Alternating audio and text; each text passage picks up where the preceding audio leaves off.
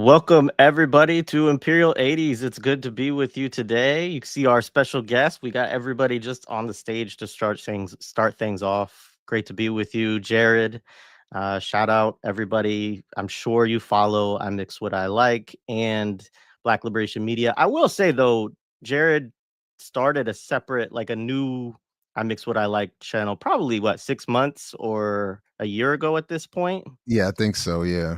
Yeah. And so if you're not subscribed to both Black Liberation Media and Jared's iMiXWHATiLiKE YouTube channel, then you're missing out on some great stuff in one of those places. And so make sure you're subscribed to both and support on Patreon. And just say, of course, like, share, subscribe to the video, share it with folks. We're going to have a lot of fun today, I am sure, and also a lot of good political discussion as well. Also, check out the interview that you did with Samantha Youssef yesterday, who I know we're going to be doing some more stuff with, both on Millennials and then Saturdays with Renee and probably other places as well. But she actually, I think I could say this, but when we were doing the How to Read Donald Duck, she was the one that started emailing. I think she emailed Mtume. She also emailed me, and was like, hey, like, I love what y'all are doing, but it would be great to have a perspective of somebody who actually works at Disney and knows these people and was involved in Zootopia and all of that. And so, yeah, I look forward to more conversations with her. She has a lot of insight on things that are, I think, a lot of it, I mean, some of it is her own personal experience, which nobody really knows, of course, but some of it is also stuff that is out there, but that isn't talked about because people don't know the right places to look for it and so on. So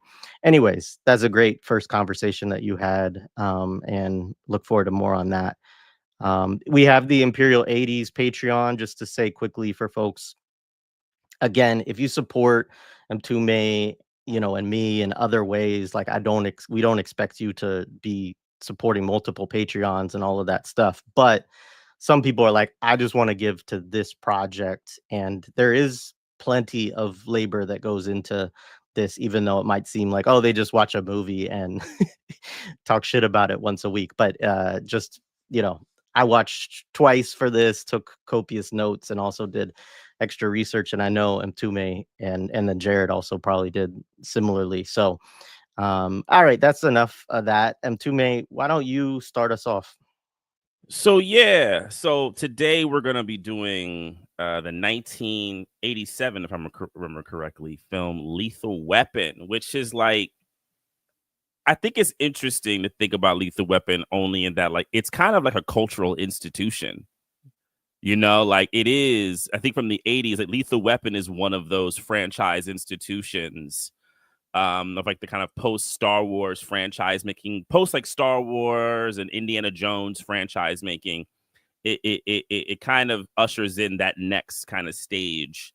But it's interesting to kind of dig into this movie to see it as like its origins, what it's connected to, both ideologically and like the whole project that's, that we live in America, and also just how Hollywood functions, right? Like, I think I definitely would love for people to kind of like, maybe we start off with some like initial impressions and then we can kind of dig into it. Cause like one of the things that immediately kind of hits me, and for people who don't know, maybe don't know Lethal Weapon, will say, Lethal Weapon is an 87 film, stars Mel Gibson and Danny Glover, co-stars. It's definitely a new entry into what we would call the buddy cop movie, which we'll talk about probably quite a lot during this time. It's a major blockbuster film, though one of the interesting things to find out, what is actually didn't get blockbuster budget when they first made it. It was a bit of a, I don't want to say a risk as much as it was a, like, let's see if this works. And then it did work, and they ended up making a ton of money with the film, right? And it kind of ushers in this new thing that I'm talking about, but it's part of a trajectory that's kind of happening through the 80s with like many different cop movies.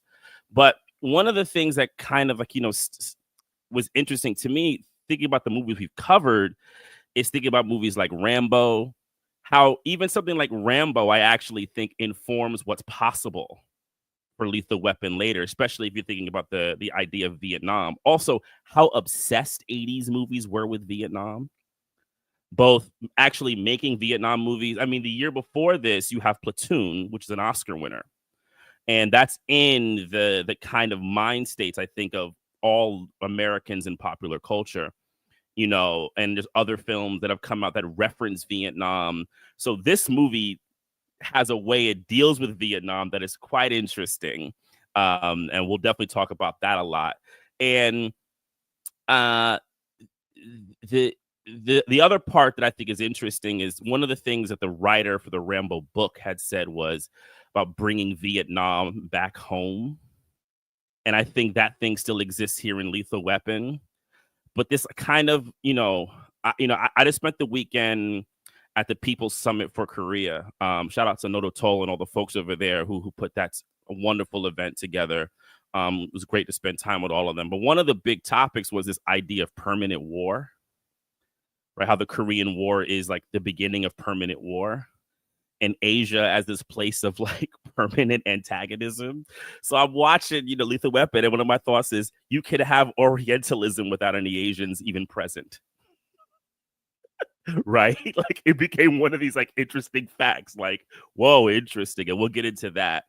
And just the need to sell militarized force, excessive force, and the need to have people who are a bit off key available, because there are going to be times where there's going to be monsters that regular people can't deal with. And every now and then we're going to need to call up Martin Riggs to come in and save the day. Yes, he's a bit of a loose cannon, but if you don't have a Martin Riggs in your family, not even just like around you, in your family, you're going to have problems. So yeah, that's kind of some of my initial thoughts. I don't know, Jay or Jared want to jump in.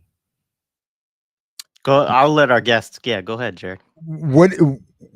Which am I, by the way? Am I Jared or Jay? Because I get both. Jared. Okay, just checking, because I get both all the time too.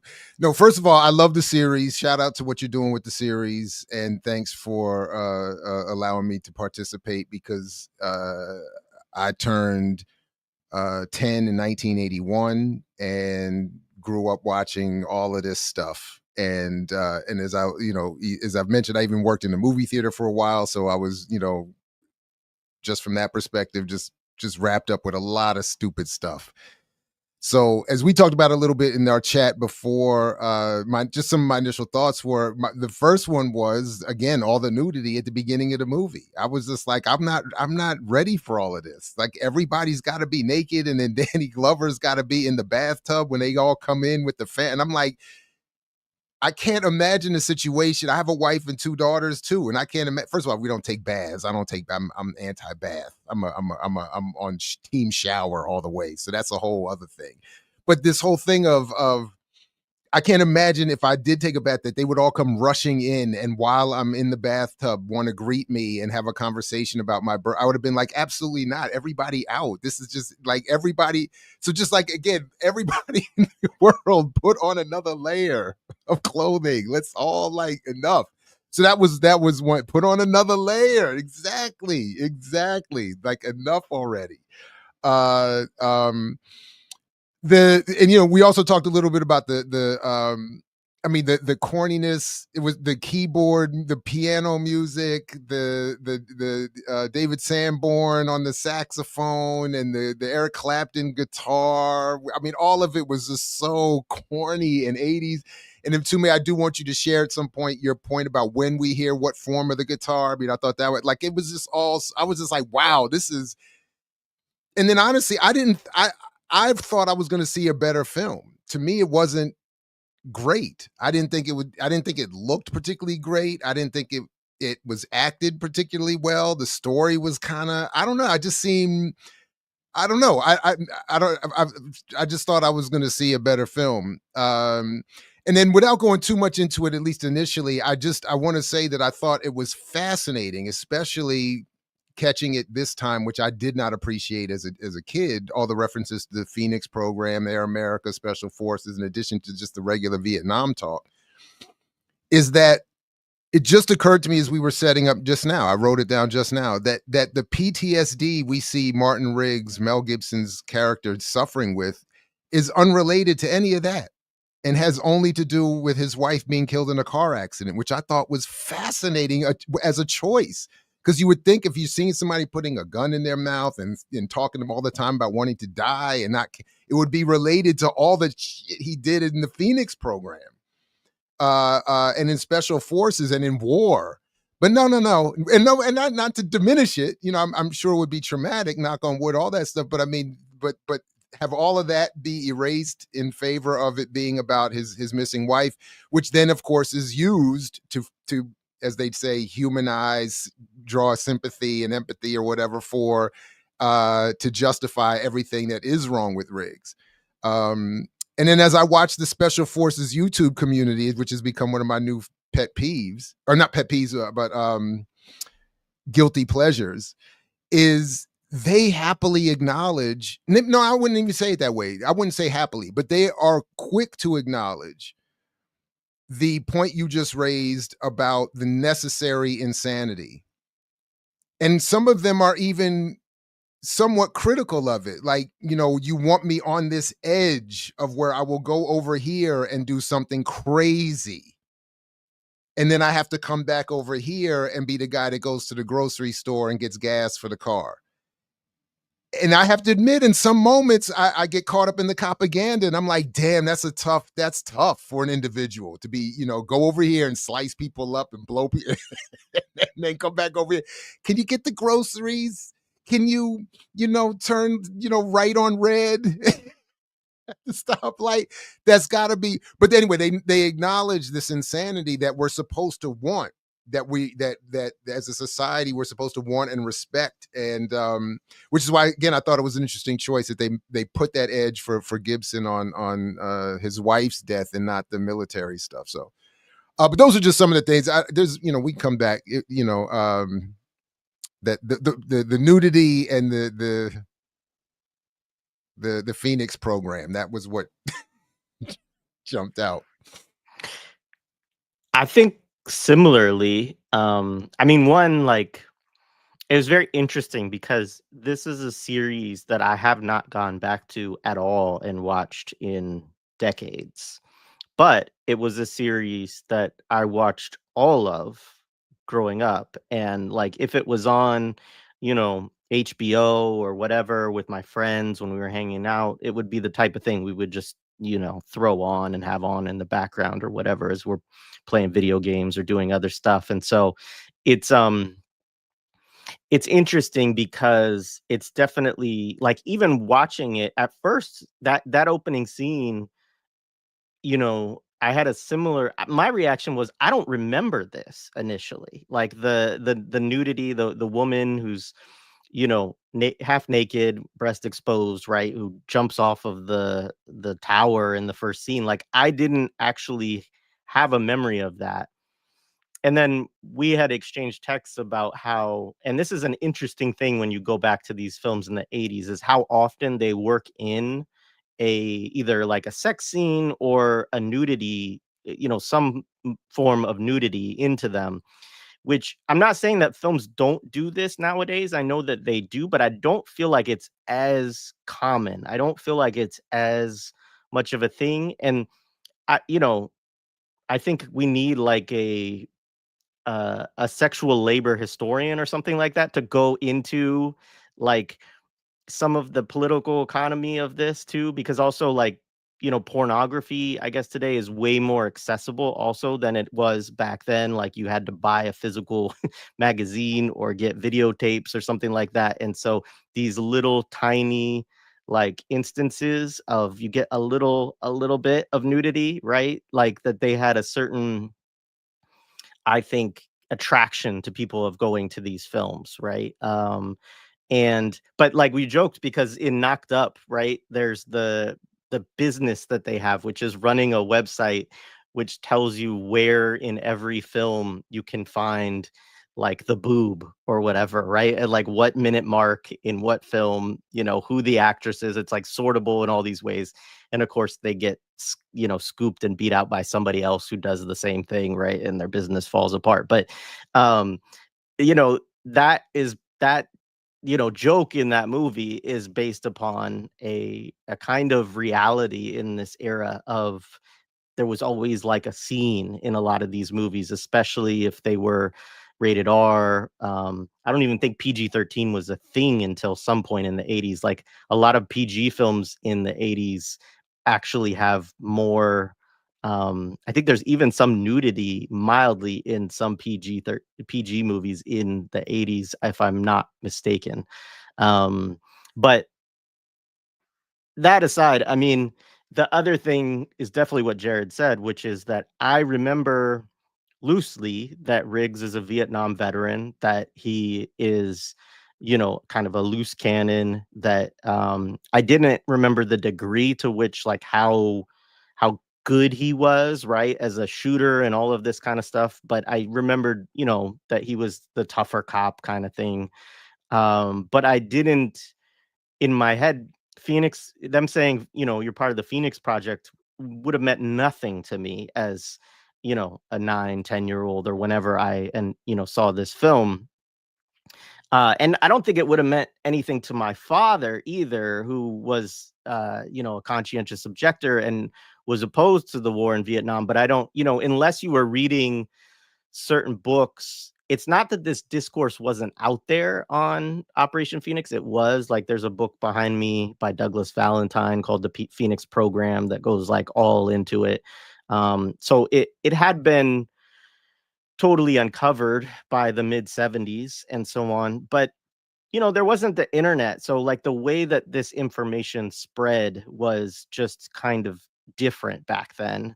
And what people did and didn't know would have to do with how much they read, newspaper articles on this stuff, or, radical, pamphlets or things like that. And so, yeah, it just wasn't that part that, and it's just a mention, but then you get all the other aspects of it, which are really interesting, and which, I mean, really, Orasami Burton probably is a person more than anybody that has kind of like help me draw some of these connections, which I know we will talk about. But, the Air America aspect, the CIA, the Special Forces, Phoenix Projects, mercenaries, right? They're all there in this film. And it's a very interesting, I know we will probably spend a lot of time talking about it. It's very interesting how this film deals with that narrative, like what it's doing with that narrative, why that narrative is out front in certain ways, but how they kind of, I think, launder it in interesting ways to shift the, if anybody takes anything away at all related to that, which I certainly didn't as a kid, that what they would take away would not be at all politically meaningful, in a way that it should be if you're talking about stuff that is this kind of volatile and dark from a history of U.S. military operations and so on. So, yeah, those were just my initial kind of reflections. Yeah, I mean, I share a lot of the same. And like, the one thing about the movie is, I agree, Jared. As I've watched the movie over the years, it's like degraded in memory. When I was a kid, I thought Lethal Weapon was like the top notch. I thought it was like the precipice, the summit of action. As I've gotten older, I've just been like, what is this junk, right? But within the junk, there's a lot of stuff in there. So before we kind of get to the movie, I think there are some like setup things that are really important in terms of like who made the movie, to kind of introduce them into it, because there are also people who are actually going to come up in a lot of the movies that we do. This is another thing you're going to notice in the 80s, especially like the second half of it, like going into, like, I think really 85 on up. A lot of the same people begin coming up, especially in the production end, right? So the first person to kind of bring up is Joel Silver. So that's a name that, like, I don't want to spend too much time on him. You could actually, I think, do a whole thing on the Joel Silver industrial complex. of how he made movies. I mean, even within this frame, in 2 years or 1 year later, he's going to do Die Hard. And Lethal Weapon makes Die Hard possible. For all my black folks, he also produced Action Jackson. That's a Joel Silver project, which I think we actually have to do Action wow. Jackson. And a little interesting thing about Joel Silver. If you watch Action Jackson, Lethal Weapon, and Die Hard, you are going to find a lot of the same like B character actors in all of the movies. Like they all show up in these movies. It's very interesting. Like do I see correctly? He also did The Last Boy Scout, so he's also back in the black and white buddy cop. So like he's done, man, he's done a lot of stuff. Yeah, my bad. Sorry. If you Google Joel Silver's like career, it's massive. I mean, it goes into the 90s. I mean, the thing that really stopped Joel Silver's career is the death of an employee. With cocaine. It's a really messed up story. I don't know if it's actually let me stop. I don't know if it stopped his career. It paused it because he was exonerated. That's me and Jay discovered. They said he was exonerated. That was like the quote they used. So I think it paused his career, but he's still around, right? But he had a very prominent 30-something year career, and he's one of the main producers of this film. Another person to bring up is Shane Black, who also wrote The Last Boy Scout. This is Shane Black's first script. He wrote this coming out of college. It was like a bidding war for this film. Though some people did turn it down, it was like a really sought after script. And we'll kind of get into why this script is a little bit different, or this idea. One thing to kind of know about Shane Black that I discovered is he kind of grew up watching, like reading like hard-boiled like fiction novels. So like I was always very curious, like how do you insert things like the Phoenix Project or Air America, have the mind to develop something like Shadow Company or a Mr. Joshua? He grew up reading a lot of these kinds of pulp fiction stuff that was kind of like imbued in like his kind of person. And there's this little documentary that we should definitely share. I don't know if Jay has put it in the description. If not, he could put it in later. There's a little documentary. It's like an interview with all of them. And he mentions two people as like his big inspirations. One is Walter Hill. People don't know who Walter Hill is. Walter Hill is the director of 48 Hours, The Warriors, movies like Extreme Prejudice, which we should definitely do. We'll definitely do 48 Hours as well. I have massive issues with Walter Hill. I've always found him to be a bit of a racist in his work. He's definitely a right winger in many ways, this kind of conservative, hard-boiled lens. And another guy that he mentioned, I forget. He mentions another guy. He's the writer of the Princess Bride and a bunch of other William Goldman is another guy that he mentions as like his main inspirations. And he says this script is like a mixture of the two of them, right? So Shane Black is one of these people who helps define how these movies become, and this kind of style like ends up being in many ways created by him or pushed by him. He ends up becoming like a significant player. And then the last one is the director Richard Donner. And Richard Donner, you know, he's never going to have a name like Spielberg or, you know, Christopher Nolan. He's not an auteur. But I think people like Donner are even in some ways more important to Hollywood than someone like Spielberg, because Donner is someone who knows Hollywood, knows what they want, and is able to deliver it. Right. And he doesn't need the personal fanfare. He doesn't need the kind of auteur, I am the guy thing. He's not going to go rogue. He's actually going to do what the studios want. Right. So when Shane Black wrote the script and Joel Silver said he wants to produce it, they sent it to Donner because I think they knew Donner would definitely produce a work that would be totally aligned with what they want. Right. You know, one of the, I think the interesting things with your conversation with Samantha Youssef the other day, Jared, was that what she really described kind of implicitly was how there's like this like division of labor in Hollywood production. And there's people who know nothing. Actors, B actors, the grips, some of the animators, but there has to be this centerpiece person who knows what Hollywood wants ideologically and also mechanically. And Donner was one of those people. He knew how to deliver that product.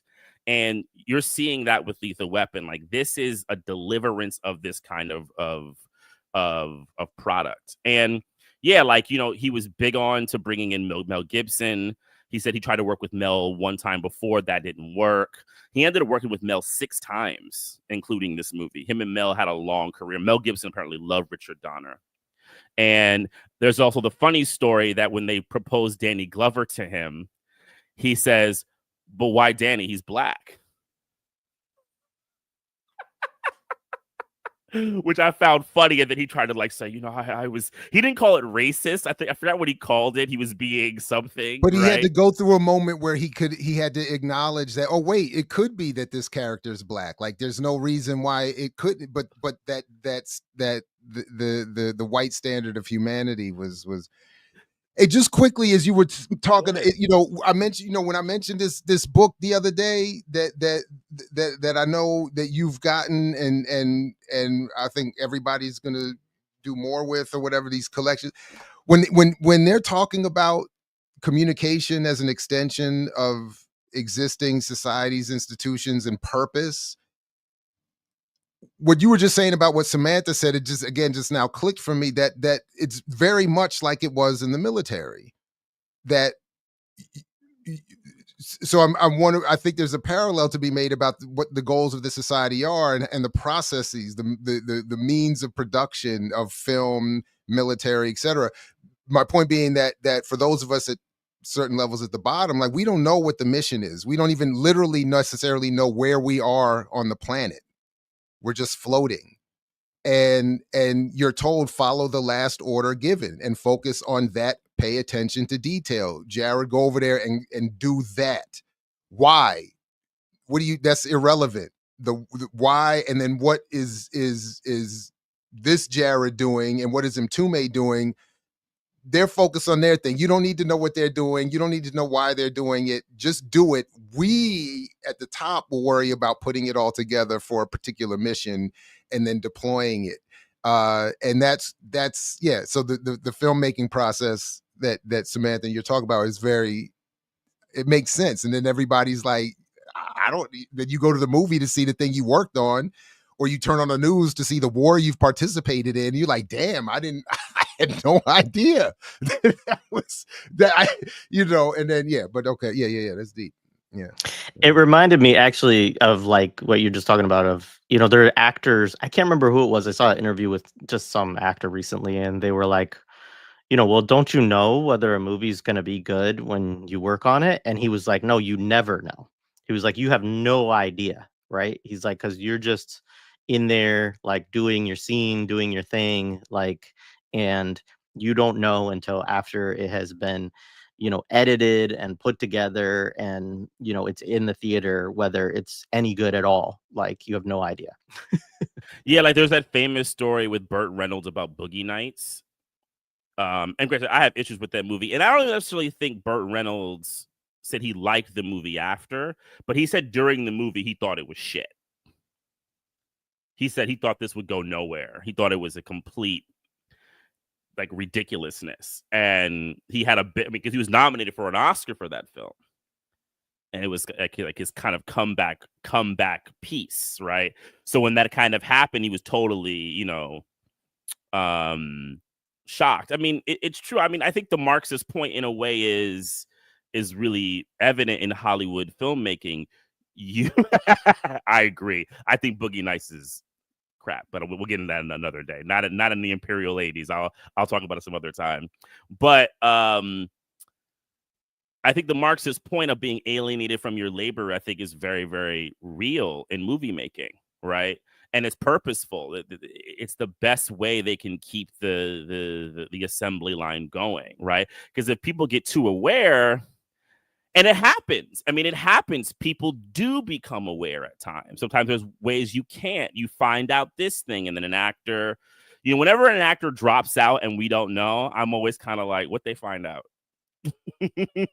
What they find out, and then you hear actors say, I wasn't doing that movie, or I left that franchise.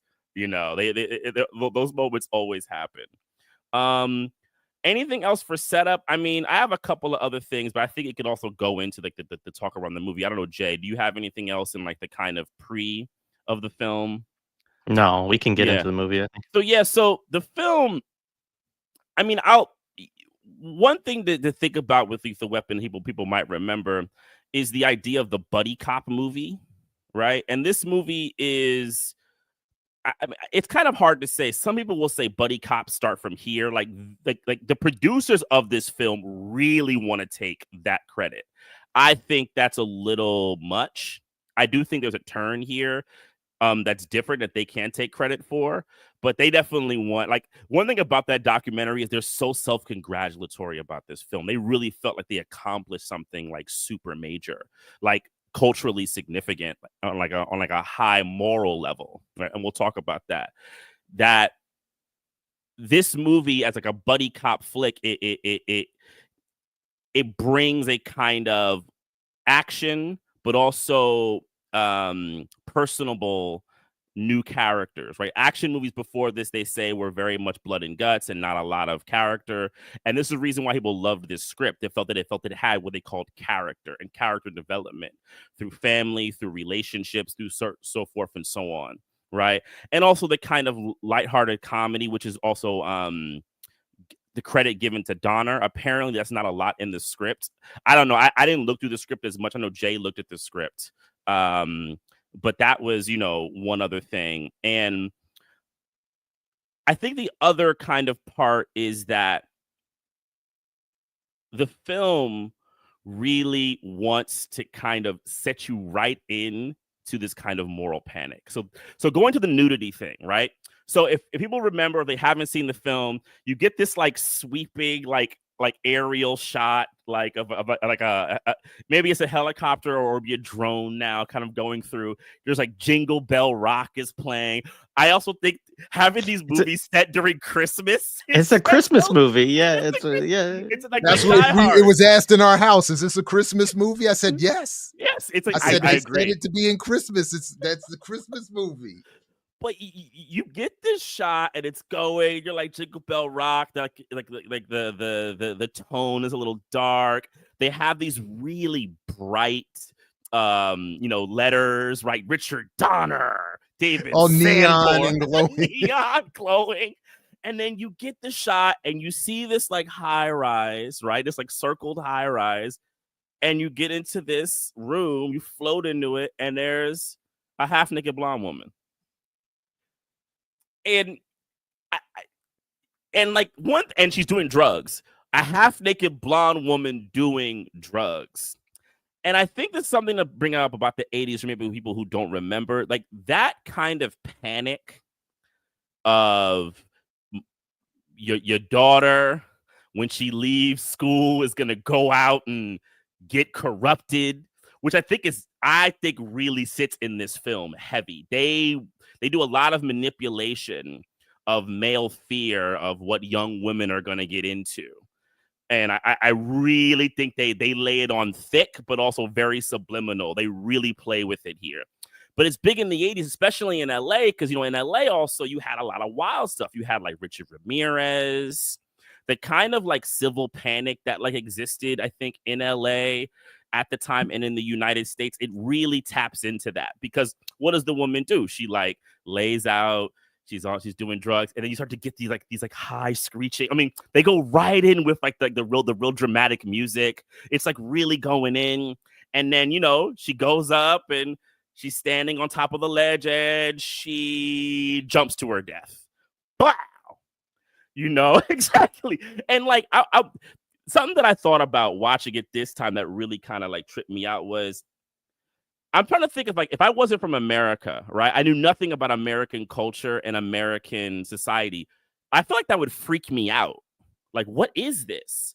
But for Americans, there's like a certain initial like signifying buy-in to this. Like, oh yeah, that's the world. That shit happens, right? Now, some people, maybe like a Christian, wouldn't want to watch that. But like I find it so interesting, this like that you didn't even need to set up a buy-in of this kind of, there's nefarious things happening in the edges of society, that you could just present it early, and a significant portion of the American public will just buy it and they'll be into it. Like this could be the jump off the bridge moment, for lack of a better metaphor. Anybody has any thoughts around that scene, like, and the kind of setup? I admittedly was traumatized by the nudity, so it's taken me a moment to catch up to it. But I did immediately think of, this is a great way to get people wrapped up in the movie, because it's the pretty blonde white girl. So it's a perfect trope for saying, now everybody, you have to take this seriously, because this is and that she's coming from a position of some relative affluence is, I think, part of it too. Like, she's not just some gutter, whatever. She's not the trailer park white girl either. This is elegant. This is, even the cocaine is meant to, like, this is the rich whites do this. Like, this is, and then to have her die in that way. I even watched it this time paying attention to see if I noticed anything. And I don't know if this was by design, but from what I saw on her way down, there's never a sense of fear or like she's with this whole thing, like to the end. She's like, this is so, which I think, to your point, adds to this a little bit. Like, if the scourge of drugs or whatever's being done in society could make this perfect rich white girl jump off and be happy all the way down, or be part, then we really have a problem here. So that, yeah. But it did take me a second. I was like, why so much? And then it's like slow. We're like on her breast for seemed like forever. I was like, oh man, come on. Which was only made worse by how much time we had to look at Mel Gibson's bare white ass walking to get a beer and take a piss in the morning. I was like, golly. This movie is just brutal. Get to the killing and the violence. No, I'm just playing. Yeah, but yeah. So anyway, that was what I thought initially about that scene. The only thing for me is just, I mean, you laid it out very well, Mtume. I think of what's actually going on there. I just found it interesting that, like, I don't actually remember that part of the movie, like that, because it seems like something that would have stuck with my, like, pre-adolescent, and then I rewatched these films as teenagers, and that it would be something that would have, and I literally, my initial was like, oh, maybe I've never seen this when I start, and then it gets in and I'm like, oh yeah, I know all this, but yeah, I don't know. So, but I think you're right in terms of, there's other stuff, as we'll get into, like Murtaugh and his daughter, right? There is this whole thing kind of about this kind of panic around young women and drugs and their And yet not enough sexuality. panic around Mel Gibson's flirtatiousness with the daughter. Absolutely. Like, what the That's such a hell? weird part. Yeah, no, that's very strange. I I'd have been found that, turning like, tables over, throwing people out the house. Like, my guy, what is happening here? What Yeah. is this looking? What is happening here? Everybody out. Yeah, that part was deeply disturbing, was that, like, for folks who don't know, like, Mel Gibson is kind of constantly flirting with Danny Glover's daughter, with Murtaugh's daughter. And I don't know, did they ever say her age? Like, They do. They acknowledge that she's 18, if I'm remembering. 18. Like, they say she's 18, but the point is, I think the movie wants you to see, like, some childish, oh, she's got a crush, and you're supposed to be like, oh, that's cute. Yeah. But his reaction to it is to keep looking and smiling and looking back at her over the shoulder. It's like, hold up.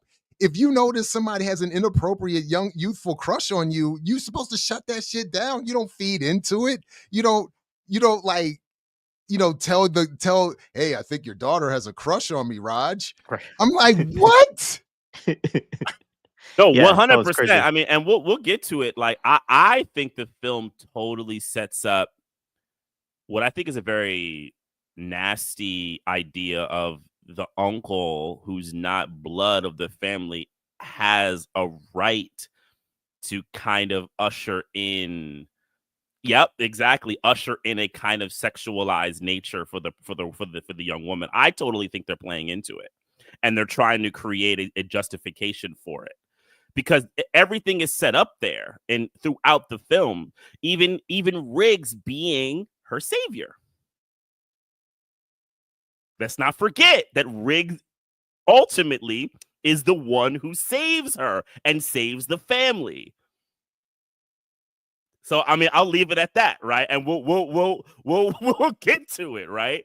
So so like the next scenes, I mean, definitely bringing up what Jared brought out. They go into these kind of like, the next sequence is, you see Danny Glover in his bathtub. He's 50 years old. His family comes in, like, gives him a big kind of happy birthday. He has the gray beard. You start to hear the Eric Clapton guitar come in, and man, Clapton's like, he's like the third lead actor, and him and Sam Porter like the third and fourth lead actors in this movie. They're Then just last so night I go on prominent. I found a guitarist YouTuber who was talking about how Eric Clapton is one of the most overrated guitarists in music history. I was cracking up. I was like, this is perfect timing. Yeah. We'll talk about the high notes, man, later. I just felt gross even sharing, like, I used some of the soundtrack for like sharing it on Instagram, and I was like, do I really want to do this? Like, fuck Eric Clapton. Like, I just, like, it just, I did it, but I felt really bad about it. It was one of the least ethical decisions I've made all year. I'll just say that. You got to do it to promote the movie, but like, because he's so prominent in the movie without even seeing him. Like, he sets so much of the emotional tone. So yeah, you see Glover. They establish that Murtaugh is this family man. We'll get into it. I think the legacy of Cosby has a lot to do with Murtaugh being possible, right? And Murtaugh is like another evolution. I think even a more pernicious evolution of the Cosby kind of normative that came as like the black father defending American values. And this one defends American values with the gun, right? With the gun and brute force. And then you go Cosby family with the gun. That's deep. Right, exactly. Yeah. I want to do like, you should do like an AI amalgamation of Cliff Huxtable and Murtaugh somehow. Rest in peace to Malcolm Jamal Warner for what we're just off the Yeah. record. I feel bad for that and the 100%. way that happened. But 100%. since we mentioned the Cosby Show, that I'm sure we'll be back to make fun of later. But yeah, that's 100%. And then you go into you get these like introduction of characters. You go into Gibson Riggs, right? And like Jared brought up, man, he's naked, burping. Get to see him pee. He lives in a trailer, right? His dog comes in. This like long shot of like his dog running to the trailer, right? You get to see his a bare trailer butt. right on the beach, by the way. Like, if you're gonna have a trailer, that's the dopest spot to have a trailer in the world. I'll just say that. Yeah, the only problem I had with it was that it was right next to another one. Like, I was like, that was my only problem with the setup. Like, because you're right, you're right on the beach, but there's a trailer right there too. Like, damn, we can't spread out a little bit.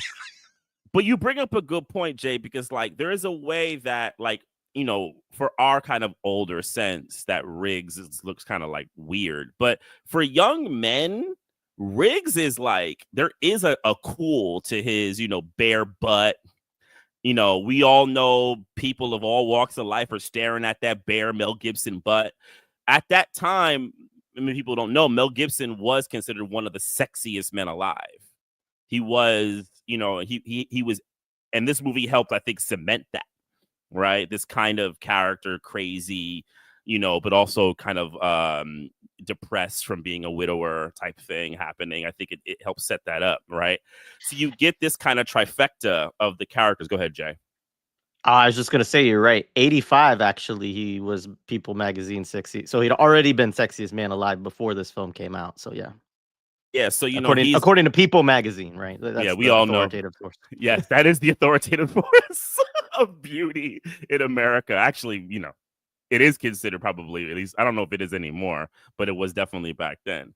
So you have that, and the film does these kinds of setups, but then it goes right into the kind of cop movie stuff. Anything around those things, or maybe even jump into like a next part, Jay or Jared, about the film. Any other thoughts?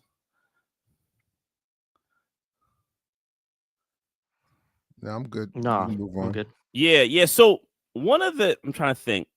I mean, like I said, I mentioned the kind of like patriarchal panic over daughters, and I want to kind of get into that a little bit. One of the things they set up really early is that Riggs is a widower, right? And his wife died in a car accident. There's like a doctor character. I forget this actress's name. She was also in The Goonies. She plays the mother in The Goonies, one of the mothers in The Goonies. She's always in a lot of stuff playing these kind of characters. They make her the kind of trope of like the annoying HR person who's always annoying the male employees, right? There's like the scene, like she's like annoying him going into the bathroom. He's like, hey, come on, I'm going to the bathroom. Why are you going to go in the bathroom with me? It's so tropish. The way they deal with women in this film is very, very, very, very funky across the board. But yeah, one of the Riggs's wife is a total like what they call like dead woman in the refrigerator trope, right? You have a person you never see, right? Yeah, it's called that, right? Fridging. I have to call out some of my students constantly when I get scripts. I had to do one last year. I said, dude, you're fridging. So what is fridging? I said, go look that up on the internet. And it's basically when you have the demise of a woman to basically set forth a male's journey in a film, right? And you don't see it. And it's totally that. I mean, they're able to carry this for 3 movies, really 4 probably, but like through 3 movies of Lethal Weapon, they're able to kind of use this character that we never really know anything about, right? Other than the fact that she got brutally murdered. Oh, actually, you found out she gets murdered in the second one. That's right. It's just a car accident in this one. Yeah. Yeah. Oh, snap. I don't Remember, I haven't gone back to look at the rest of them. That's how they emotionally, not to go into the second movie, that's how they emotionally connect Riggs to the South Africans. Because he finds out that they killed his wife because he was investigating them when he was still in the drug unit. Which would be the only reason he would be upset at the South Africans. Definitely Mel Gibson. We know he wouldn't be upset with them for that reason. That apartheid stuff was cool. That De Beer stuff was cool, but now you mess with my wife. Right? And you're getting this, mix of the family man, and they find a way to kind of converge them through the kind of idea that there's something happening. The Riggs is a bit off. He needs to be transferred to another unit. Right. And Murtaugh he begins to investigate the murder or the death, which they find out is a murder also, of this jumper. And he knows the jumper's parents. And there's also a setup that the father, Michael Huntsacker, has been calling him through his wife, played by Darlene Love, which is also a very interesting story that we probably should say about a little bit about Darlene Love at some point, how she got this role and what it did for her life after this. Some better things after being screwed over by Phil Spector for 20 some odd years. But it becomes this kind of confluence of events that brings them together. Murtaugh, he begins to investigate this thing that he has a connection to. And one thing about Murtaugh is you see his family stuff, right? There's like a shot of his daughter in a dress, right? And like he just acknowledged that he's getting older. She's going to a New Year's Eve party, right? He can't kind of handle it. You get the David Sanborn, right? When she walks down in like the dress, there's like the David Sanborn horn. I mean, they're constantly like messing with you. You're getting in there. There's also a setup that he has like a really good family, though. The family's lovely. He has a son, another younger daughter. His wife is witty. They get into banter, right? But then you juxtapose that with what we saw earlier, the blonde white woman jumping off, his friends calling. He finds out his friend's daughter has now died through cocaine. The juxtaposition becomes this manipulative tool to buy you into Murtaugh and really over, I think, moral panic around daughters and the nefarious kind of things that exist in the periphery of the world that we have to kind of keep our eyes on. So Murtaugh becomes immediately this like law and order, but also moral center, and actually really combining the two of them. If you think about it, it becomes like locked, right? So then you get the kind of like big like connection where they have to start working together, and they make a whole joke of like Murtaugh mistaking him for like a criminal, and he flips him and all that type of stuff. So yeah, I mean, any stuff in that part of the film people want to jump into, anything, jump in.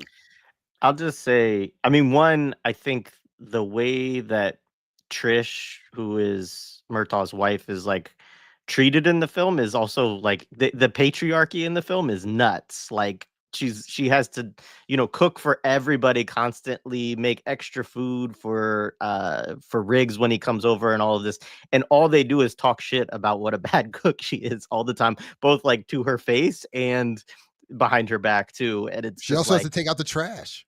she takes out the trash, right? She does like all of the labor around the house, and assumably also has another job, I would say, but like, anyway, it just, that part was really very 80s, not like shocking, but it's quite notable when you watch it. The other thing, I guess, just on Riggs, right? So we get the first scene before this, like they go back and forth, but where he's at this like Christmas tree park buying cocaine. They say, okay, it's 100. He pulls out $100, and they're like, what the hell are you talking about? Like 100,000, and he's like, I can't make that on my salary. Pulls out his police badge. He's like, but I'll take it for free, and I'll take you guys all to jail. And they turn on him, and somebody with a shotgun like comes out behind him. He jumps out of the way. That guy shoots, one of the drug dealers, right? And then he then kind of leaps into his, commando mode, right? His special forces mode. He does right? the iconic Martin Riggs roll. Yes, with his shoot, which they literally do in every movie after that. The iconic roll. Yeah, I'm gonna roll on the ground while shooting with a Beretta and like taking out like 3 guys. And that's also like, I mean, this is his thing, right? Is that it's sort of, and I know we'll talk about this and how this gets further and further justified through the film. Like this is kind of one of the main themes, is that he just kills people, right? Like he just always, but it's sort of always the fault, quote unquote, of the other people. So it's like this justification of this extreme use of force always, but it's always like a slim pretext that, well, he ultimately had to because somebody was going to die or he was going to die, right? And so it's really interesting, but you get that like right off the bat. And then before he gets introduced to Murtaugh, you get other people in the department, another woman character. She's the psychologist, right? And she's like, this guy's totally nuts, and he also has a death wish, and he's suicidal. Like that's all. And basically, he's like, yeah, go ahead. Do the rules change in the police? Because she's just talking to someone else about his mental state of being, which I thought was supposed to be against the rules of the psychiatrist. Because she's just saying, yeah, I'm his therapist, and yeah, man, he's crazy. I'm like, what kind of yeah, anyway, I don't know the rules about that, but it is his boss, right? That she's talking to like the chief of the captain. Yeah, all right. But it was still kind of like, so that's how it works. I go to therapy and you tell my boss I'm crazy. All right, okay, I guess that's supposed. All right, maybe. All right, yeah. Well, maybe for police. Yeah, go ahead. One thing Shane Black did say is, so there's this phrase called psychopension that's used in it, right? This idea that cops would purposefully try to make themselves seem psycho. So what they would go out and do is, like, I don't know, be in the middle of a drug bust, or not even a drug bust, be in the middle of the street or something, and then point their gun at like a gang member and shoot at them, right? Maybe like try to miss them or something, but have it be an eye shot of one of their colleagues in the department, so that they could say, yeah, I saw him shoot at the person, right? And then what they would then do is take that to the psychologist and say, well, this person is unfit for duty. So they would take them off of duty, but they would stay on payroll, and that would be their psycho pension. So the whole big thing with Riggs is they think that Riggs might be faking it, right? That this whole thing might be him faking the psycho pension. And Shane Black said he got that from an actual thing, right? About what these cops tried to do. And it's so funny though, when Shane Black admits this, it's like, but bruh, could you go back a little bit? You got cops shooting their guns at who? At civilians? Like, can we have that movie? Like, why do we need this movie about the guy who has excessive force justified? I want to know this movie about these people who are out there shooting their guns at civilians. Yeah, that would have been a wild piece. That go ahead, Jay. Sorry, I didn't mean to. Okay, yeah. No.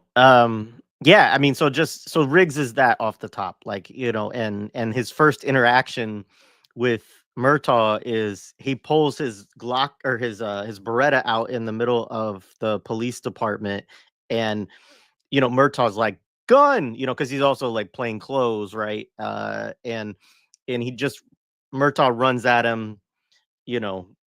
Riggs throws him on the ground and points the Beretta right at his face, basically, and he's like, "Hey, here's your new partner."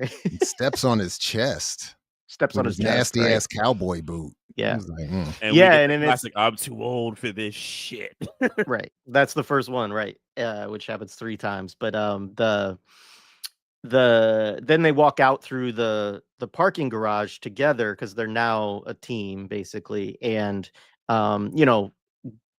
Glover Murtaugh is like basically open that he really doesn't want to work with this guy. He also thinks he's crazy, all of this stuff. And Riggs is in a position where he's like, well, nobody will work with me because everybody thinks I'm crazy, or they think that I'm trying to get kicked off the force, and so they don't want to work with me, basically. But that's the scene where you do get the small drop of, oh, you were in Phoenix Project. I have the actual, so I'll pull that up from the script because just to get the exact. Yeah, he says, File says you work for the Phoenix Project in Vietnam. That right? Riggs says yes. Murtaugh says assassin stuff. And then there's a part in the script that I don't think is in the film, which Riggs says maybe, and then Murtaugh says they gave you the Congressional Medal of Honor. I don't think they give him the Congressional Medal of Honor in this. No. Which is interesting, but that's also like a Rambo reference, right? Because that's also like he does in that movie. So that was interesting. And Riggs says it was a lean year in the script. But then the part that does make it into the movie, which is, it's over, you know, Murtaugh says, and Riggs says, what is? And Murtaugh says, the war. And Riggs says, yeah, I know, right? And they kind of, and then Murtaugh has like, I just thought I'd remind you, you know, and then wants to look at his gun. And then they have a comparison of guns, and Murtaugh has the old, you know, 38 special, you know, 6-shooter, basically. And Riggs says, yeah, a lot of old timers like that gun, you know, but you know, you need the Beretta, basically. So it's automatically, and then that's the part where they say also, Murtaugh makes the remark about you have to be registered as a lethal weapon. So Mel Gibson, of course, is the lethal weapon in the movie. And it's except also because he knows. Yeah, sorry, go ahead. I think we're about to say the same thing. Yeah. Go ahead. No, go ahead. Well, because I thought it was two things in that were interesting to me, especially now that I started thinking about this question about his PTSD. The line about the war is over would have made more sense if his PTSD was associated with what he had been going through in the war, and that's why we were, as audience, were thinking he's out here killing everybody, but it's really just to avenge his wife. So it's not, that line doesn't work in the same way that I, you know. But I thought it was interesting because when he's listing off, when Glover's listing off all the things Gibson has done, he says, you know, you learned all that martial arts stuff, and he says Tai Chi, which I thought, yes, of all the things, like that's not what they do. Tai Chi is like, that's what you, Glover, would be doing in the park. Yeah, I've always wondered, like, was it to make him seem like a dummy, or like was it just a bad writing line? Yeah, I know. You know, I took it as bad writing, but I'll give the benefit of the doubt, and it was meant to be like Glover is just not up to date on all the latest special forces techniques. I kind of took it that way, as Glover doesn't know anything about martial arts, and so he just Okay, says yeah. that Tai Chi. But Yeah, you Asian, could take Asian, it other Asian ways. name. It's got to be something Right. Pick exotic. one. Pick one. Yeah. I mean, Jay, I would definitely. I think if you could jump into maybe the Phoenix program a little bit, but I Sure. want to say one quick thing. So there is a line in there that I also think sets up a kind of certain ideology that is prevalent in the 80s, right? So there's a line when they get in the car and Glover goes, he says, "God hates me," right? And what Riggs's response is, "Hate him back, works for me." And I think that's a thing to think about in the 80s, where they needed to kind of set up an ideological perspective to explain why the world is so crazy, right? And they basically say, look, the world is just messed up. God don't really care. He fucks with everybody.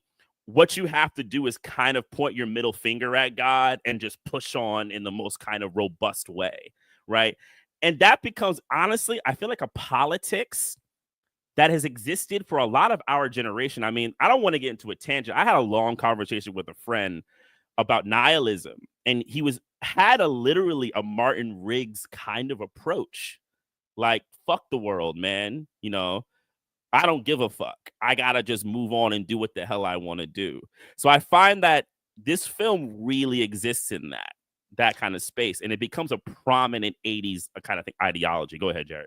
I can't speak to how it plays out throughout the 80s, but in that moment, this is my bias clearly, but I saw the scene as, I always see that as when they do stuff like that, that they're trying to show, first of all, he's not going so far as to say he doesn't believe in God, because atheism is the line you cannot cross. Like, we're not going there.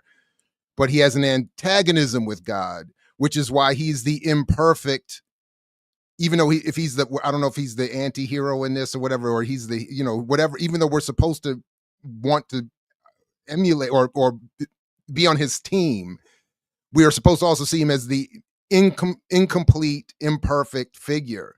Whereas the one who is not antagonistic with the Lord is more grounded, more, so we're supposed to see, like, we're going to go through this thing with Riggs, and then by the end, if it ever comes up again, we would expect him to say, "I'm not mad at him anymore. I've worked through it, and we're back on good terms." And if I can, just before you get into the serious stuff, there was one more thing from the beginning that I mentioned to you all in the chat that our text that I wanted to bring up in terms of, and then obviously if you want to respond to that point, but I just wanted to, first of all, Kevin in the chat is, I think, rightly encouraging that I bring up the deleted sniper scene. I don't know if you all, which I had not known about until this morning. So, but in the deleted sniper scene, a couple of things happen where, first of all, there's a sniper at some school, apparently, shooting at the kids and all of that stuff. Riggs shows up, and as he's walking up, and he's just walking into the line of fire and all that, and you see one of the women, speaking of women characters, there's a woman cop laying down, taking cover, and as he's walking up the steps towards the sniper, she reaches out to, like, try to grab his leg and, like, no, and he's like, whatever, with his cigarette in his mouth, and he's just walking up there, and to the point about him rolling with the gun, he just goes up there, the sniper's sitting there at an elevated position with a sniper rifle and can't hit him. Shoots in it, and then he just, kind of, takes another puff of the cigarette, whatever, and then waits and then just through the little window gap where the sniper is, he's just pop with his Beretta or whatever.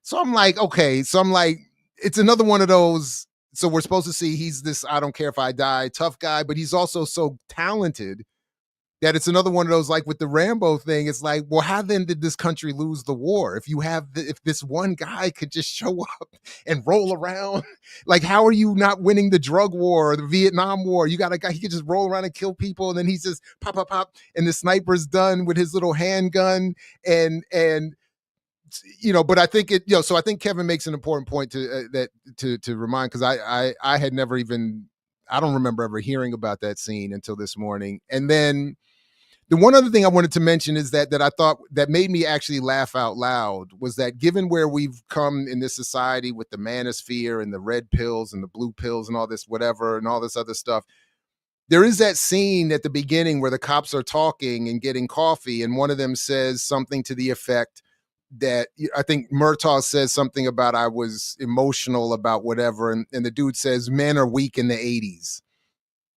You know, back in the whatever, we would have never been crying about a woman or something to that effect. He cried in bed. He cried in right. And I'm sitting there saying, wow, so like every generation thinks they're the epitome of manhood. Every previous generation was stronger. I mean, every previous generation was the epitome. The current generation is always softer. And you know, because today they're all saying back in the 80s, we were all tough guys. And then this guy's saying in the 80s, everybody's soft. You had to be in the 70s. And in the 70s, they're like, nah, you had to be around in the 50s when it was really and then some Western frontier conquering colonizers sit there and say, no, we were the real tough guys. All of you motherfuckers are soft. So it's like, you know, so I just thought that stuff was kind of funny. And then very lastly, the Pepsi product placement that I noticed. I usually write stuff down when I see the product placement. That Pepsi had a nice deal with the movie, clearly. So anyway, those are the pre, let's get more serious with the politics, early movie stuff that I was noticing also. Yeah, so Phoenix Project. So it also is known as the Phoenix Program or Operation Phoenix. And this film deals with a lot of, it doesn't deal with it, but it references a lot of the history of the US war in Southeast Asia, which is most commonly known as the Vietnam War. But it deals with aspects of it that were either illegal under like current US law or not authorized by, you know, Congress and these sorts of things, as well as just operations that were basically like black ops, right? And so Phoenix is a joint project, and look, I haven't studied. I've read some stuff on this. I have not done like deep dive study into it to the extent that actually warrants to speak on it like really authoritatively. So I'm just going to kind of sketch, and if other folks know other things, they can fill in. But I think it's important to mention some of the history that this film is alluding to, what we get from it in the film and what we don't at all, right? So this stuff was very controversial, right? So like the United States was not supposed to be running operations into Laos or Cambodia, right, during Vietnam. And that was not authorized. It was not approved, but it happened all the time. And you know, Gibson's character, right, is openly saying that he sniped people at 1,000 yards in Laos at 19 years old. The Phoenix Project really is a collaboration between the CIA and special forces, including various, you know, groups within like the army. You know, it include like Green Berets, again, the connection to Rambo, right? It included, you know, Army Rangers, like special forces people, like just elite Navy SEALs, right? But it was not also, it was through a kind of like the command structure was outside of the normal military to the extent that, like, according to, I can't say any of these sources are reputable, but if you watch like military films on Vietnam, they'll talk about it, right? But what they will sort of do is they'll just say, like 5 people knew about it in Saigon, you know, that it wasn't within the US military, right? So that this was like a separate CIA-led set of operations. Now, what they did is it's very important to the development of United States counterinsurgency procedures, right? So they would, I mean, it's often talked about as an assassination program, also like they, you know, capture and killing, but also it was about recruiting different groups within Vietnam, Laos, Cambodia, right, that they could use as their kind of native forces to get information, to find targets, right, and then to like snatch them or to assassinate them. They did a lot of torturing of people, right, which then I think is interesting, comes up later in the torture scene.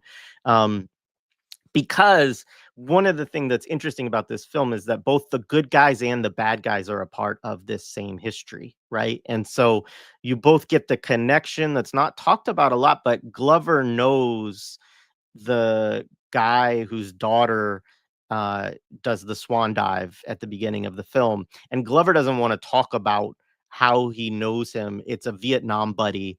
And you get that later on that Murtaugh, Glover's character, owes this guy something, but you don't know what he owes him or why, right? So there's that part of it. Riggs, of course, is a part of Phoenix. So he would have worked with the CIA, with the special forces during the Vietnam War. So he would have been working with these guys who end up being the villains in the film. But that's not really like, it's sort of, there's a moment where it's alluded to. There's this figure, the general, who, they both acknowledge after Riggs gets like captured later on that they know of each other through their work in Vietnam, right? So this is all like backstory, and obviously there were accounts at the time, there were congressional hearings, there was stuff that came out in the mid 70s that revealed a broad extent of this. A lot of, as like Orasami Burton has shown through this work, a lot of people who were involved in Phoenix or involved in things like Air America, which also comes up in the film, do end up working for police departments and end up helping them develop their computer systems, because that's also, the Vietnam is really, and Phoenix are important to the development of the internet, right? And the early kind of, DARPA net, these technologies that begin to build the bedrock of what we have as the internet today. And the purpose was to collect data, right? They collected a lot of data on different communities, on potential insurgents, et cetera, et cetera. So like all of this shit is bad. They're all like,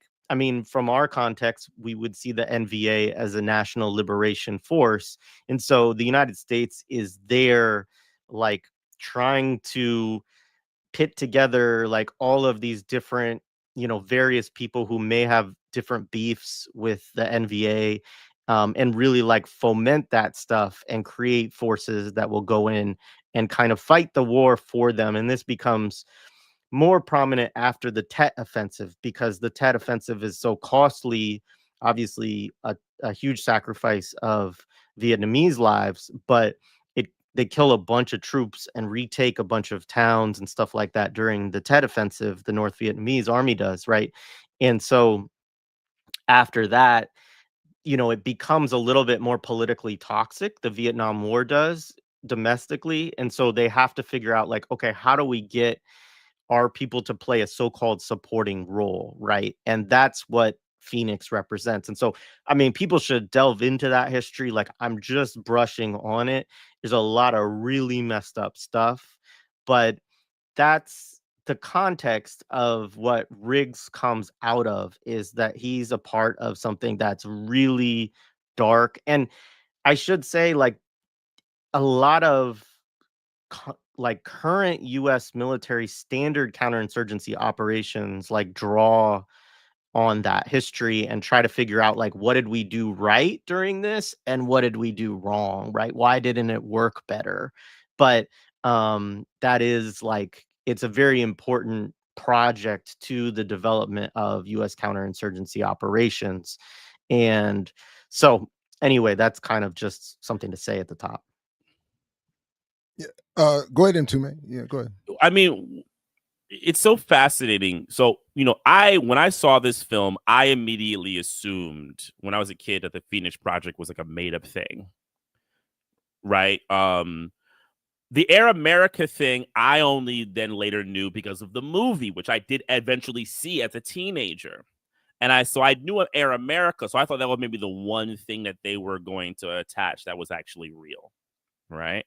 But now, like, learning all of this, it's interesting when I think about the kind of, like, maybe political unconscious of these kinds of movies and of someone like Shane Black, where they can admit to a kind of nefarious ends of the project.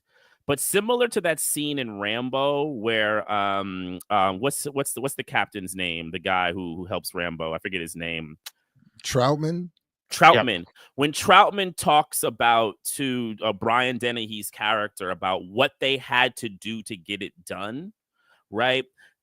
There is this like two-pronged thing. Is like, yes, we go out there and we do these things, but look, the world is going to come into us, into America, and we need to be prepared. So there's always these like justifications. It's the Manichaean way of looking at existence, right? Like there's always going to be nefariousness of the world. How do you confront it? By being as nefarious as they are, right? I mean, we'll get to the conversation with Hunsaker a little bit later where he fully admits to it all and why they did it. And I think there's a way that it just sets up a mentality that I think still exists heavily amongst like regular people in the public and how they justify in their own heads how we involve ourselves in the kind of larger world. Because like one of the, so like kind of after Murtaugh, I think it might be the scene even immediately after Murtaugh and what's his name's and Riggs's union, you meet Mr. Joshua and General McAllister, right? Which I have to say, like, as like a setup, like Mr. Joshua, and shout out, rest in peace, Gary Busey. You know, like one of Gary Busey's early, well, I want to say it's actually a mid-career role because he actually has movies going into the 70s. The great movie called Straight Time. If no one's ever seen Straight Time with Dustin Hoffman, that's a great film. People should check that out. Gary Busey's in that in the mid 70s, but yeah, like these characters who kind of live in the wings. That Vietnam, you know, has ghosts, and they're still somewhat in our society. But what they later set up is that they're still connected to Asia, right? They're still connected to Asia, so Asia's still penetrating the U.S., right? Like someone said this to me many years ago that like Americans treat Vietnam and Vietnamese as like these like demon specters who constantly kind of like mess with us all the time, which I find to be like pretty insane because that's what if anyone's the demon specter haunting nations, it's the United States, right? But they like to flip it, right? So they set up these guys. So one of the scene is like this random drug dealer, right? You know, he's kind of walking in, he's super zany, right? You know, he's like, all right, you know, I want to do the drug deal and everything, and he's talking all this stuff. He thinks they're crazy. And McAllister's like, you're hiring. I mean, he's saying to McAllister, like, you're hiring all these mercenaries, basically alluding that, like, how can you control this kind of wildness? So then McAllister brings in Mr. Joshua and says, you know, show me your arm. And he takes the lighter from the guy. And there's this scene where McAllister just lights a fire under his arm, and he takes it, and you see like the skin beginning to darken, and it's to show that like they have this loyalty to McAllister. Another thing about McAllister is interesting. He almost seems like he has an accent, right? Like it's weird. Like it's like a latent something. He doesn't always seem American. Like, do you smoke? It's like he doesn't sound like it's latent. It doesn't really have a distinctive quality. So they're really playing on a lot of little buttons of these people who live in like the edges of the world, right? And yeah, so thinking about that, I'm thinking about how they're using this stuff as a way to mess with, I think, the American public with what's already kind of dormant about the mythologies around Vietnam and the forever wars that we're involved in. That's yeah. So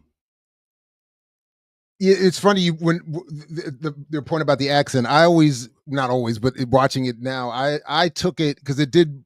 I've registered something similar, but I took it as I kept thinking New England finishing schools, like this is but maybe they were doing something with some sort of other part of the world. I don't know, but I did look up a little bit, and I got a little book on the Phoenix program that I started to read in preparation for today, and just 2 paragraphs if I can, real quick.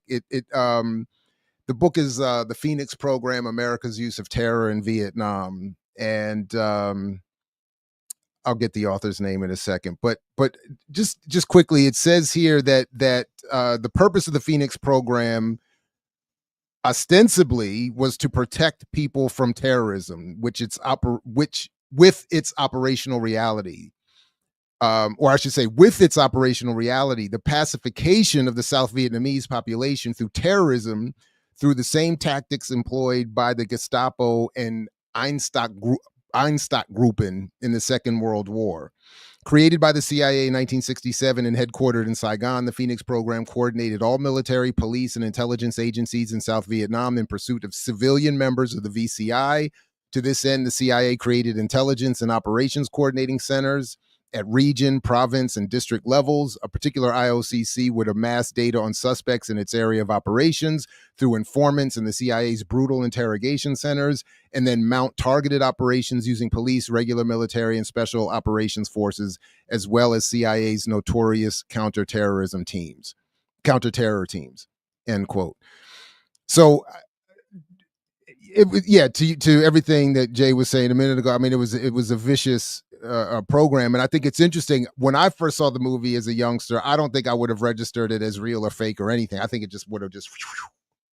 I don't remember having any, watching it again this time, having known a little bit. I was like, wow, that's. And I was also interested in the point. Does he say? Because I thought he said Laos too. Does he say in the film that his sniper shot was someone in? Because that. So I made a note in those special forces YouTube streets I keep running around in lately. At least one, if not more, of the major cases being brought that this community is trying to get more attention to is because a lot of what I like watching for is because they expose all the fake stories that get turned into films and all these other things. Because their whole thing is like, we're happy to do all this imperialist stuff and all this vicious stuff, but we don't want other people. We don't want phonies taking credit for it. We don't want people lying on what.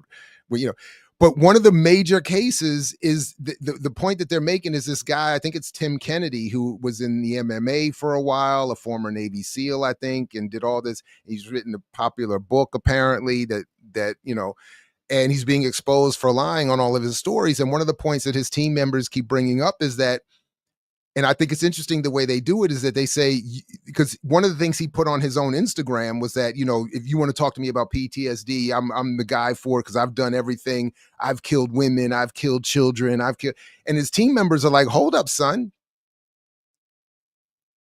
In order to elevate your status, you're literally admitting to war crimes that you then, by extension, are associating with us. And we would never do that as part of the U.S. military and special forces. So in addition to all the other stolen valor and fake medal claims and all this other stuff, we want to punish you for but I'm saying, yeah, and Mel Gibson's sitting there saying, and we're supposed to hear it as, oh, wow, he's a really skilled sniper, but you are sitting there admitting to a war crime in addition to whatever else, because you're not supposed to be operating in that country in the first place, much less sniping people at whatever he said, 1,000 yards or whatever.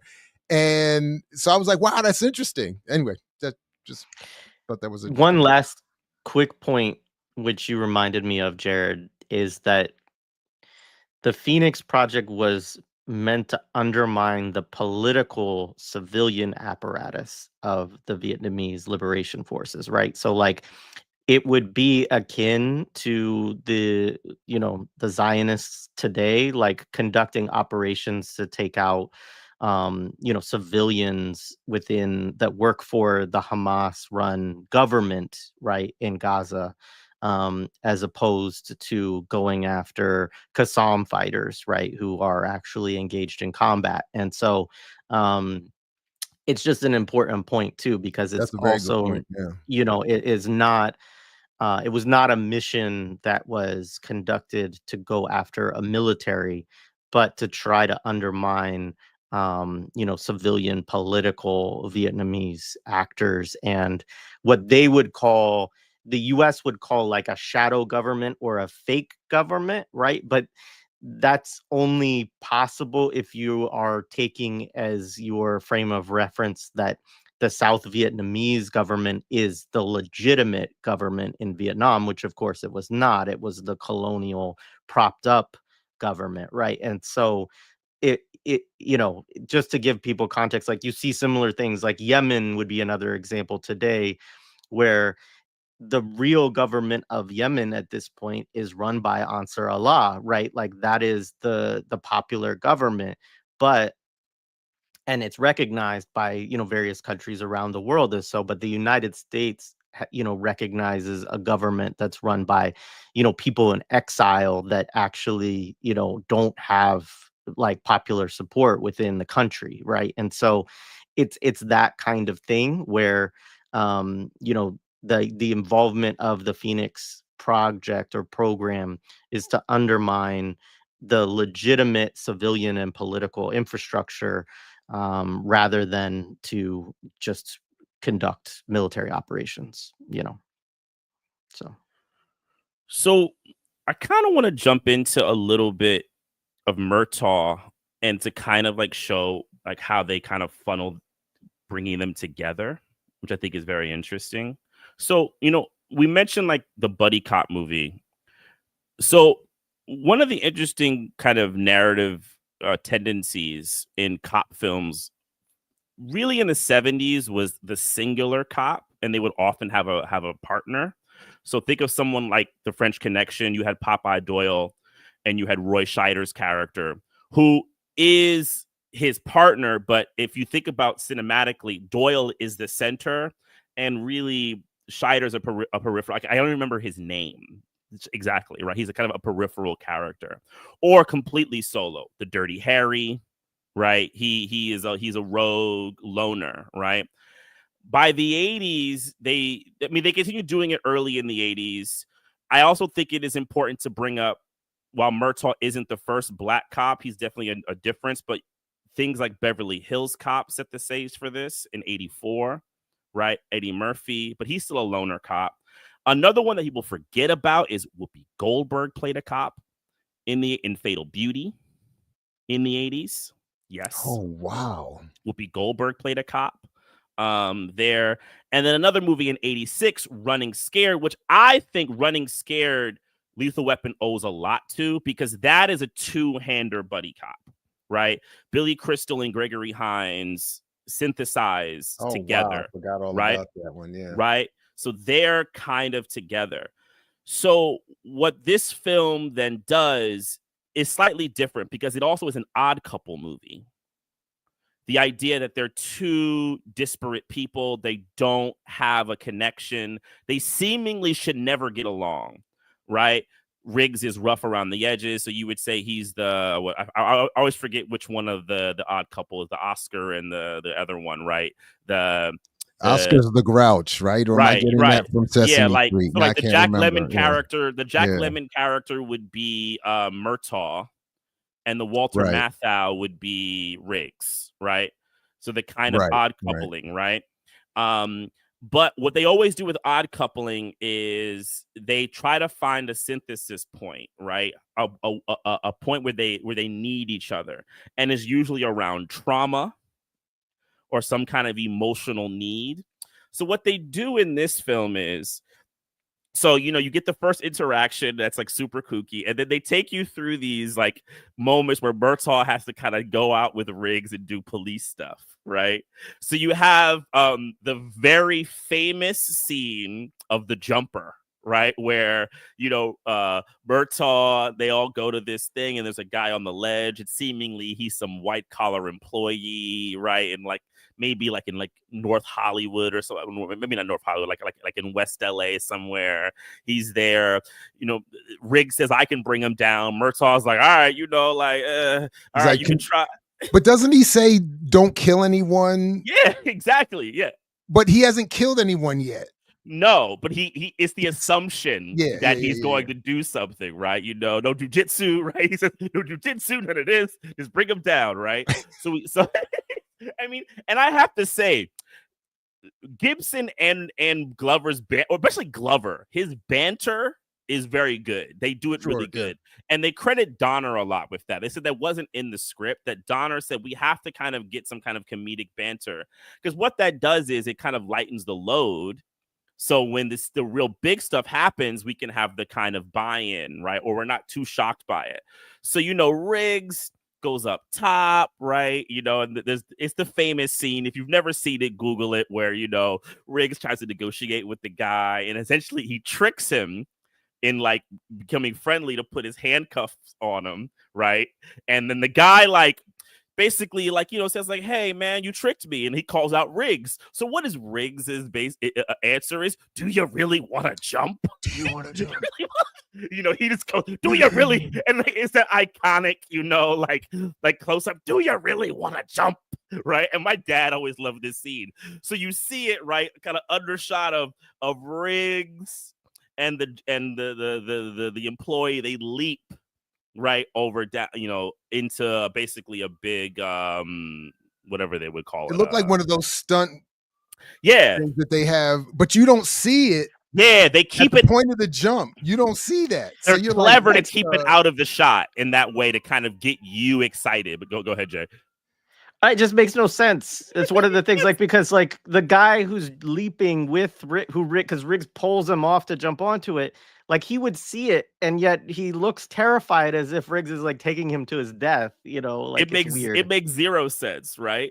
So they jump off, right, and it gets basically like Murtaugh, like he's flipped it. So like, you know, in the classic Danny Glover fashion, he goes into like, you know, the big yell. I mean, Glover's such a big guy, so when he yells, it's like, come here, you know, like there's like a shot where he goes into the place and he swings the door, but the door can't stop. And it goes open like, the other way. It was pretty funny. Yeah, it's hilarious.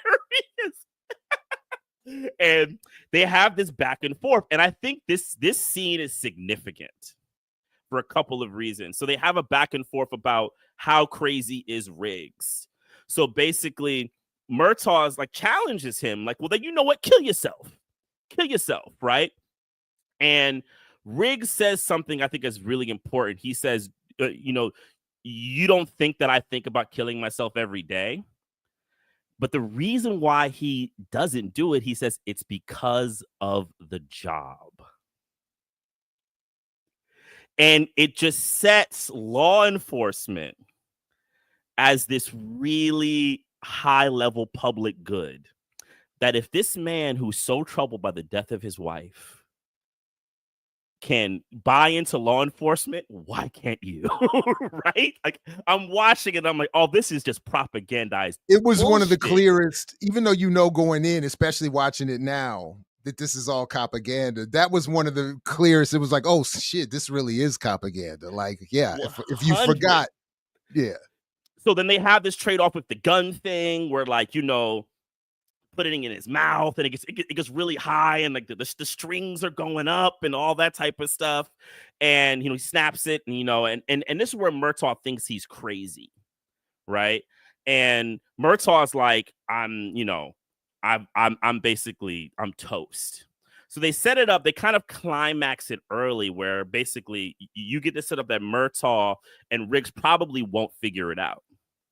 Right, I'm going to be skipping over a few scenes, but what ends up happening is Murtaugh and Riggs then discover that the woman's drug dealer, because one of the things they begin to figure out, I think they figure out by this time that she was poisoned, right? That one of the big discoveries is not that she jumped and died, is that she would have died anyway. She was given poison. So that puts them on a trail for who poisoned her. So they go to this house and they see these prostitutes and stuff like that. And they're doing cocaine. It's very Miami Vice. I mean, the guy they shoot looks like a Miami Vice character with like his blue. I mean, he looks like Crockett to a degree, right? And there's this scene where one of the big things Murtaugh is like, look, I know good policing. Shoot him in the leg. right? So, you know, Murtaugh goes in there, they go in, the guy starts shooting, and Murtaugh's able to get him in the leg, right? The guys like fall down, right? And they present to you that Murtaugh is the moral authority, right? They're like, oh, you know what? Maybe Murtaugh is right. Riggs is a little too much. But Murtaugh puts his gun back in after they're going to get the guy. Riggs picks him up, and the guy's hiding a gun, right? So he is struggling a little bit with Riggs, and there's a shot that should be Danny Glover's death. It should be Murtaugh's death. But Riggs is able to shoot the guy and, you know, kill him, and he falls into into the pool, and they're unable to save him. And this is the buy-in, right? This is the connection, right? The fact that he saved his life, right? You know, and there's a scene like kind of after where they, you know, they're watching TV and it's late. They've been at the crime scene, and you start getting the Clapton. You know, it's starting to play, and Murtaugh has to admit to him, you know, you saved my life, which also hits me. What's up with Murtaugh and white people saving his life? It's like they love setting this shit up where Murtaugh is constantly getting his life saved by white men. You know, it's That's there's right. Something, There's something in there that was like kind of fucking with me, right? But you get that you know, that Clapton hit. There's another one early we didn't talk about. We actually didn't talk about Riggs almost shooting himself because of his dead wife, you know, and the real high note Eric Clapton that you know hit. But that's the kind of arc. Once you get to there, the kind of like movie, like it tips for their arc. It's like the climax, and then they end up, it's just synthesis all by that point, right? They begin to understand each other. While they have banter, it's more like quirk rather than like real doubt of the other. Yeah. Yeah, I mean, quickly, just the I mean, it's ridiculous, and it happens multiple times in the film of a bad guy is caught, and they're clearly going to get arrested, and they pull out a gun to shoot at a cop, which, like, I mean, also is so ridiculous, right? Because they're all in this situation where they're not going to get away with it at this point, right? So let's just add cop killing on top of like what other rap that you're gonna have, right? And I mean, they even shoot first also, Jay. Like even when they walk in, they just shoot first. Criminals. Yeah. And so it's interesting that way too, because it always provides this justification of deadly use of force, right? Because a bad guy is always a second away from pulling out another gun, even when they're already arrested, basically, right? And so, and even in that whack Miami Vice clothing outfit, he's got a spare gun somewhere. Yeah. You know. Yeah. Yeah.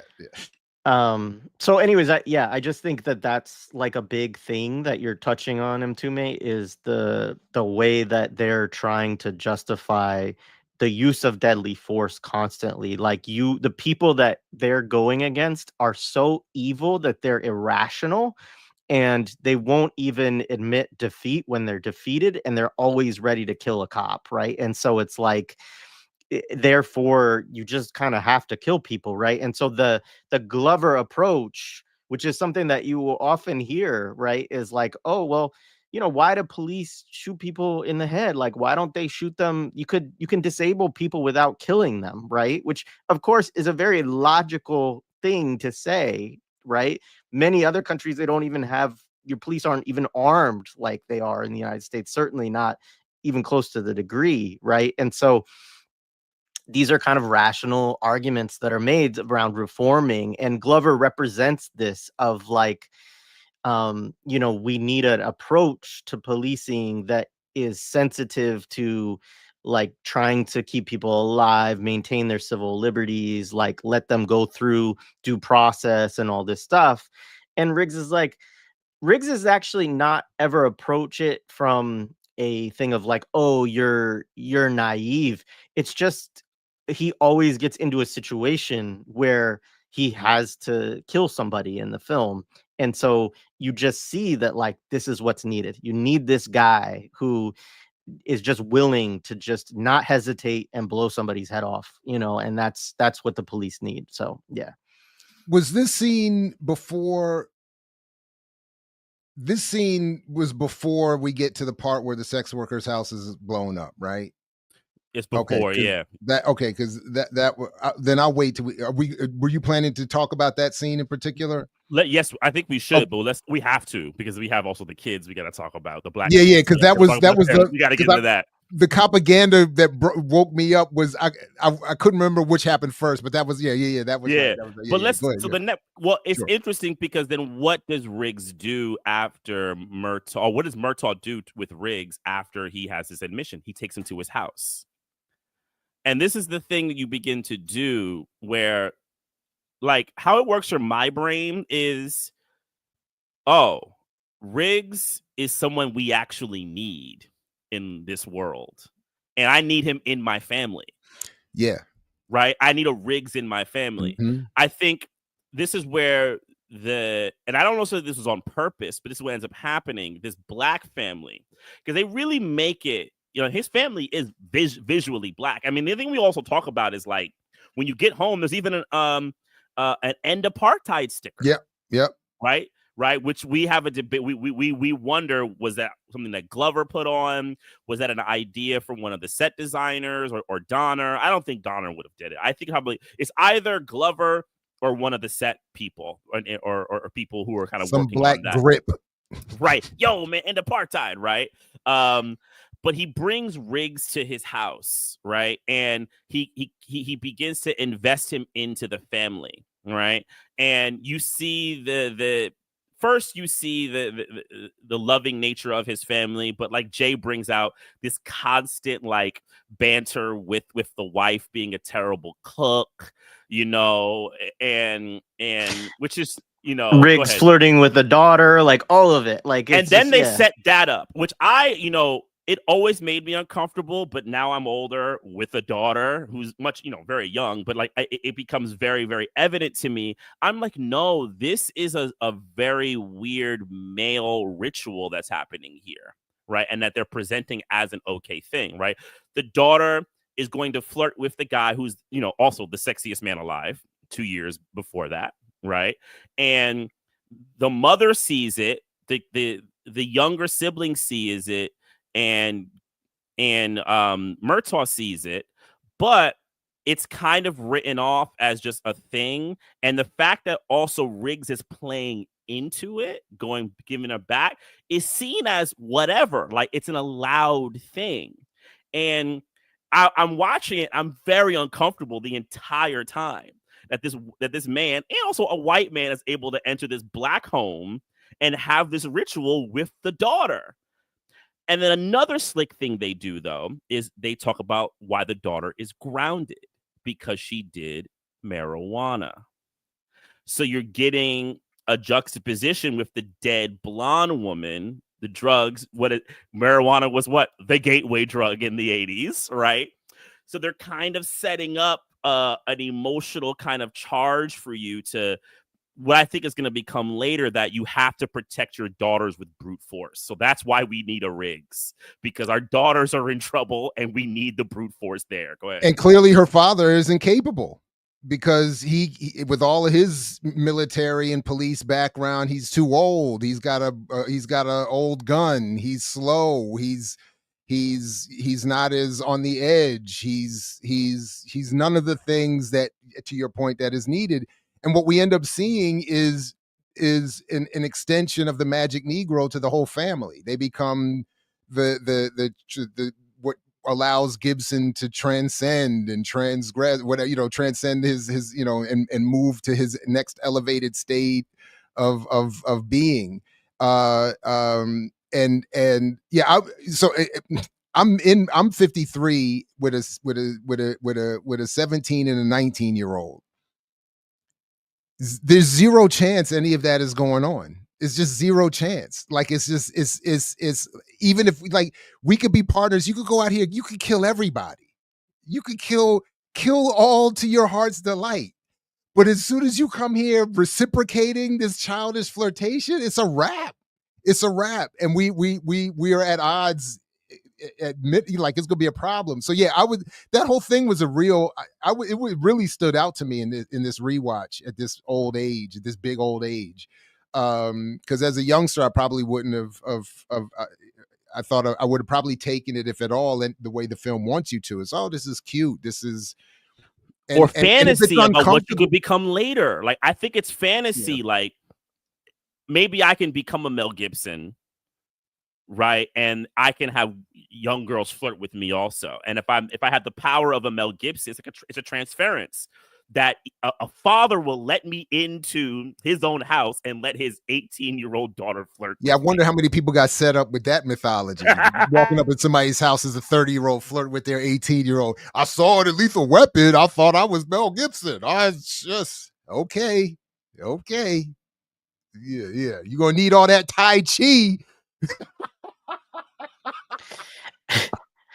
I will say though, like this is a very common. I mean, it'll be interesting to see how much it comes up in our other 80s movies. I know it comes up in the 90s. You know, it certainly comes up in like hip hop music and stuff like that. Like just the idea, and also rock music, like just the idea of like, you know, being older and getting with a very young, perhaps even not 18-year-old She's girl, only right? Like, 17. yeah, like so many kind of songs, films, etc. feed into this, and it was very much something that we were like propagandized around in the 80s and 90s, which is like, looking back, people are like, you know, it's like we watch it and you're like, what the heck is this?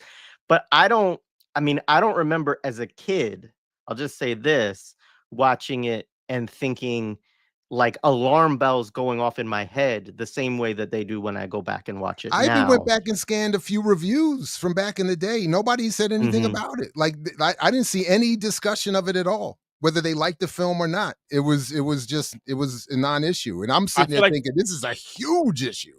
Yeah, I feel like the only people you would find commenting on are like feminist film historians. I'm sure they've written about it.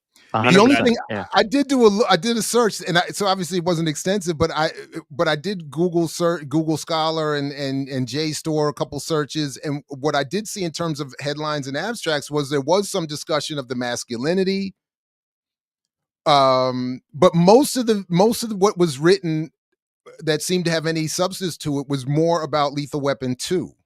It seems like there's way more written about the second one than the first one, at least in my interesting. Yeah. So, but there were people picking up on, you know, some of the masculinity, the violence, but I didn't. And maybe within some of those, they might have mentioned this, but I didn't see anybody, you know, yo, did you see, like the headline should have been, the title should have been, did you see that bullshit scene? Do you see what they're doing over here? Like, yeah. So one of the things that we've kind of brought it up a little bit is at the end of the scene when you begin to see their kind of synthesis as like the buddy cops, they begin getting in like their police work, and they start talking about the case, and you see them kind of morph. And something that I've noticed when I watched it this time, because I started looking at shot language, is earlier in the film they're consistently in their own shot. Right. So you would get a shot of Murtaugh and then a shot of Riggs kind of going back and forth, cut. They start putting them more in two shots and wide shots as the film goes on to kind of unite them. I mean, the most, I think, effective two shot is later when they kidnap the daughter, and the scene with the phone, they're in an under shot, a two shot. And like, because it's funny, the person who hangs up the phone is Riggs. Right, they do it. They do really slick stuff. This is where Donner is that kind of workman to kind of put them. You're talking about when they come back to the house and later realizes the daughter's been kidnapped, and there's a phone call, and then it's Riggs. Yeah, that's deep. Yeah. Riggs hangs up the phone. Right, he's the final thing, is like Murtaugh basically doesn't know what to do. He's so distraught. Riggs is the person who's going to settle this. He's going to figure it all out. That's right. So But in that scene also is when they're kind of leaving and they making fun of the wife's cooking, is when he admits to like being able to, you know, hit a guy from, was it 100 yards? Did he say, or from I thought he said 1,000. It's 1,000. It's 1,000, and it's Whoa. in wind too. Like High I have the wind. like some like you know it's I mean you know, and he's like 8 to 10 people on the planet could make this shot, right? Like that's his whole It's so, illegal like war crime of a shot. you know, and then yeah, And like and 7 then of they them were have, American, right? Like America has this like course. real fantasy that like they had all the best soldiers in the world. I'm sorry.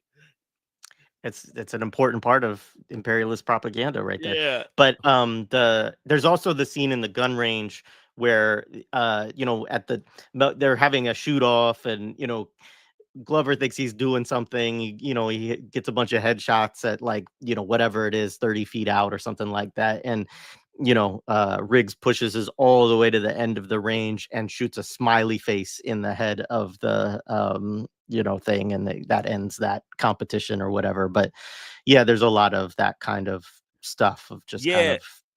And it's also part of their male bonding ritual. This is where you be getting all this male bonding ritual. I mean, there's also a homophobic joke in that scene, right? Which stood out to me this time watching it, where they talk about Dixie, who's like the prostitute who they first see earlier in the film, and they basically posit that Dixie and Amanda might have been in bed together. So what does he say? Gross or something like that, or yuck? He uses a derogatory term to basically say that two women would be in bed together, right? You know, and like, and it becomes part of the male bonding ritual. These really crass, you know, discussions between each other, connected with guns and shooting and all this type of stuff. But as we see them bond, we get this bonding through this, you know, really nasty male ritual. So I'm sure that's probably what a lot of people write about with like the masculinity of the film, which is totally there. It's like it's totally on blast, right? And then we get to the scene where they go to Dixie's house, right? And I know JB wants to talk about this, where, you know, the whole blow up happens. Go ahead, Jared. I actually just wanted to say something quickly. You or Jared can do that scene, but the first time you meet Dixie, Murtaugh also says, "All dressed up with no one to blow." To her. Right. Like so, you know, and like this is because she's distraught because she's just seen her friend's like corpse on the top of a car, right? And so like rather than having some kind of humanizing response to this woman who's seen her friend die, right? Like it's just an off the cuff like anti-sex worker remark that he makes, you know. And so yeah, anyway. So the next scene, and I know Jared, you said you have some stuff you with it, is basically go to Dixie's house, right? And when they get there, it explodes, right? You get the big explosion, and you get a couple things happen in this scene. It's to establish the kind of severity of what they're dealing with, to kind of up the ante, that they're with like something that's like beyond what people normally see. But there's also some other I'll let you take it. I'll be curious what your responses were to that scene, especially with like the young black kids. The part with the kids is what I mean. It I was like, wow. I mean, I think I literally said wow watching it. I mean, first this is where also we're you talk about the elevation of the stakes. They realize that this is a special forces thing that was involved because they find a piece of the detonator or whatever. But then when they go to the cute kids hanging out who happen to witness this, and they're trying to get information, they have this supposed to be cute little scene where one of the kids is trying to stop the other kid from snitching and all this other kind of stuff. It was cute. I'm not going to front. It was all right. But the point though was that the one kid that Murtaugh is talking to first, he says, Murtaugh's saying, "Are you afraid to talk to me?" or something like that. And the kid says, "Yeah, because you all kill black people. The police kill black people." And I was like, whoa. And then I looked at, and I paid attention to, you know, Gibson's character almost doesn't acknowledge this. And then Glover just kind of, and then moves on to the next question. Like, what did you see? So on the one hand, I was saying kind of like what we were asking about the bumper sticker on the refrigerator or whatever. Is this something that Glover worked into the script? and this was sort of you know, like the scene I thought of was in what's the Denzel Spike Lee bank robbery movie? Inside Man. Inside Man. There's a scene where Denzel, the cop, is interviewing the Sikh taxi driver, and the dude is saying they think I'm a Muslim because my head is wrapped. You all can't tell the difference. And then Denzel says, "But you can get a cab." And it's supposed to be one of those. I took it as one of those. Spike is throwing a little thing in there to say, all right, we hear you Muslims and everybody else, but black people still get, and it's meant to be, you know, a little black prideful. Let me remind you, we're just still like kind of like the original foundation of all the abuses type of thing. And so, and I was like, but not meant to make an issue of it. So I was like, is this a Danny Glover installed attempt to say, I'm going to throw a little, like, you know, we know black people watching this know what the issue is, but then we're not actually going to get into it. And it becomes like a little liberal sort of, you know, what do they call it? Something to throw out chum for the liberal masses or whatever. And, but I was thinking, again, this is beautiful copaganda in that you can acknowledge this, but it's in the context of everything that we're seeing in this film, where the police are ultimately good. They're ultimately the heroes. Everything is saved by even the most militant violence of the police. And so yeah, it was disturbing, and I was like, that's pretty slick. And I'm kind of, you know, mad that you did it this way, but anyway, that was one of the points I wanted to. That was really it.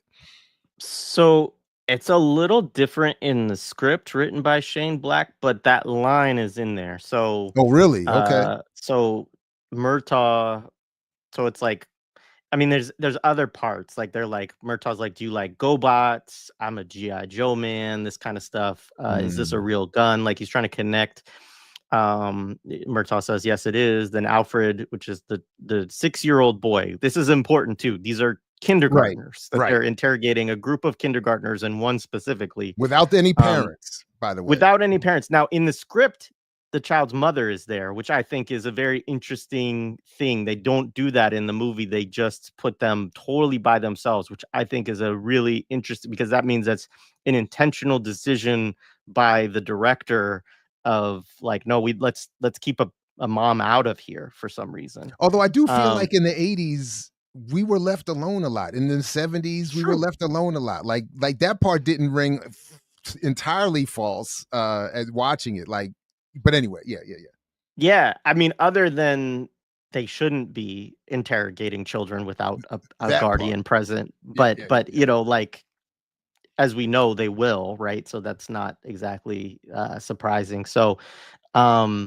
so he says, do you kill people? This is a 6-year-old. He says, no. If a guy is hurting someone, I try to shoot him in the arm, or in the movie, I think he says, or the leg or something, which he does say a version of that in the movie. Yeah. And then Alfred says, Mama says policemen shoot black people. And then in the script, it says Murtaugh grimaces and Alfred's mother looks away quickly. So the mother in the script is supposed to be embarrassed that her child has let out this thing, whereas in the film, what it is it's like all of these kids, I think they're all black. Is it true? Is it true? Right. Yeah. Right. I forgot about that part. And they also are telling Alfred, I mean, they keep messing it up, but they're telling Alfred not to talk to the police, which is also a really interesting thing. It's sort of like, you know, trying to show this communal distrust of black children, which they've been taught by their parents to not work with the police. Glover, this good cop who only shoots people in the leg, you know, is trying to ingratiate himself to them. But they also know that they're doing something messed up. I mean, it's quite clear. Like Glover says, like, get these other kids out of here and give them some ice cream, basically. And so they get one-on-one with Alfred to interrogate him. And yeah, that is a weird scene. Yeah, like what stood out for me watching it this time was, so when the kid asks, my mom says, you know, cops kill black people, and they go, is it true? There's a shot there's a two shot of Murtaugh and then Riggs behind him. Riggs is laughing. That's right. That's right. Riggs is laughing. Never, what did that say? I'm sorry. Could you pull that back? You should never talk to police without a lawyer. Yeah. But so Riggs is laughing, and That's there's also right. another cop right. on the other side that you don't know. He's like a background character. He's kind of like his eyes kind of like go light up a little bit. And I took it this time that the fact that Murtaugh diverts it is an admission that probably what the kid is saying has some truth to it, but it's not that important right now. And I don't care. And I don't care, right? Like, yeah, there's no denial of it. Yeah, exactly. Yeah, for sure. So it's like it was so wild to me. Well, we got to move on actually because we got bigger problems, right? And it does feel like something a white liberal or a white person would put together to me. Like the fact that Shane Black did construct that. Apparently, that scene was even shot longer. I think they did take out the mother, but apparently there's a longer version of it. But they had to just cut it down for timing it's longer. Purposes. It's longer in the script. Like there's more to it. Yeah. But I think what Jared you said makes more sense of my own confusion with the scene, and that even with this exchange, I forgot exactly how you just put it, but it's still in the context of, but I only do it when it's necessary. I shoot him in the leg. It's a black cop doing the talking. He's taking a knee to get down to the kid's level.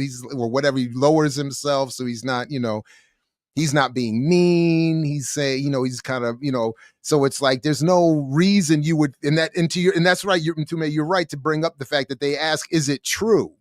They're not accusing. They're not saying, I know this is true. That's not why I'm talking. That's why I'm not talking. They say, is it true? And then even when it's not answered, the context gives the answer. It's like, of course it's not true. Or if it is true, it's because you all did, you made me do it. That's what the film is. You reached for the gun when I was gently putting you into the, chokehold or whatever. Haven't you been watching this movie for the last hour? Where I was just where cops are, where the criminals are absolutely nuts. I only shoot you in the leg. That's all I'll do. That's all I'll do. In the leg. Now, if you get coked up and reach for a gun, my partner will shoot you to death, but only if you're coked up and reach for a gun. Otherwise, it's just a leg shot, and it's because you're already guilty. There's no innocence. And again, none of the context, of course, that we would all come, from our age group, then come to learn later about the evolution of the SWAT team, the shootouts with the LA chapter of the Panthers, like all of the things that would have precipitated, all of the Gary Webb were all, I don't know the timeline of the film and Gary Webb and all that, but all of that would have been happening in the real life setting for those kids. None of that is just sort of that vague. And then you could, as an audience member, hear that and be like, oh, there go them paranoid black folks again, talking that crazy stuff about the police that we've just seen for the last hour are nothing but good. Yeah. Which probably we can use to pivot because like they bring in again a real conspiratorial thing here, right? So like as Mtume mentioned, or maybe Jared mentioned this, but they find the detonator. Riggs, of course, it just happens upon quickly the detonator, after the house blows up, he finds it within 3 minutes. That's right. They just walk over and he's like, oh, hey. Mercury switches. Yeah, he sees it's mercury switches. He could tell, like, it not destroyed in the blast or anything. And knows that these were made by mercenaries in Vietnam that were connected to Phoenix and all this other stuff, right? And so you get then. Is it this point that they decide they got to go back to the other guy's house? Yeah, the next scene is when they go back to Huntsacker, because they don't really do a good job of it, but what they basically suggest is that Murtaugh now does not believe what Huntsacker's been telling him. The other thing I don't think we said is the kid identifies Riggs's tattoo, which is a special forces tattoo, as what the guy who dropped the bomb had, right? And so that's which is also absurd scene. Where did he see the dude? Did he like go up to the guy under the? Like, it's just even when I was younger, that scene never really made sense to me. I was always kind of like, you're kind of stretching the narrative here, but I get what you that what did you want to stand do. out in this viewing. It didn't make any sense at all. It's like, Yeah, because even the tattoo on Mel Gibson's arm is not it's not some. big. It's like, oh, you saw, and he points out some crazy meticulous detail too. And it had the knife in the middle, just like this. It's like, yeah, wow. Yeah, right. You know, so yeah, so the next scene is they go to Hunsaker's place. While I believe it's the funeral of his daughter. Am I correct? Right? He said paint, right? Wait, what did Right. that say? He said it was paint. It was I always remember that. it was Part. paint. It You was said paint. paint. Yeah. It was like what? So painting, Was like Popeye is what Danny Glover says. I remember.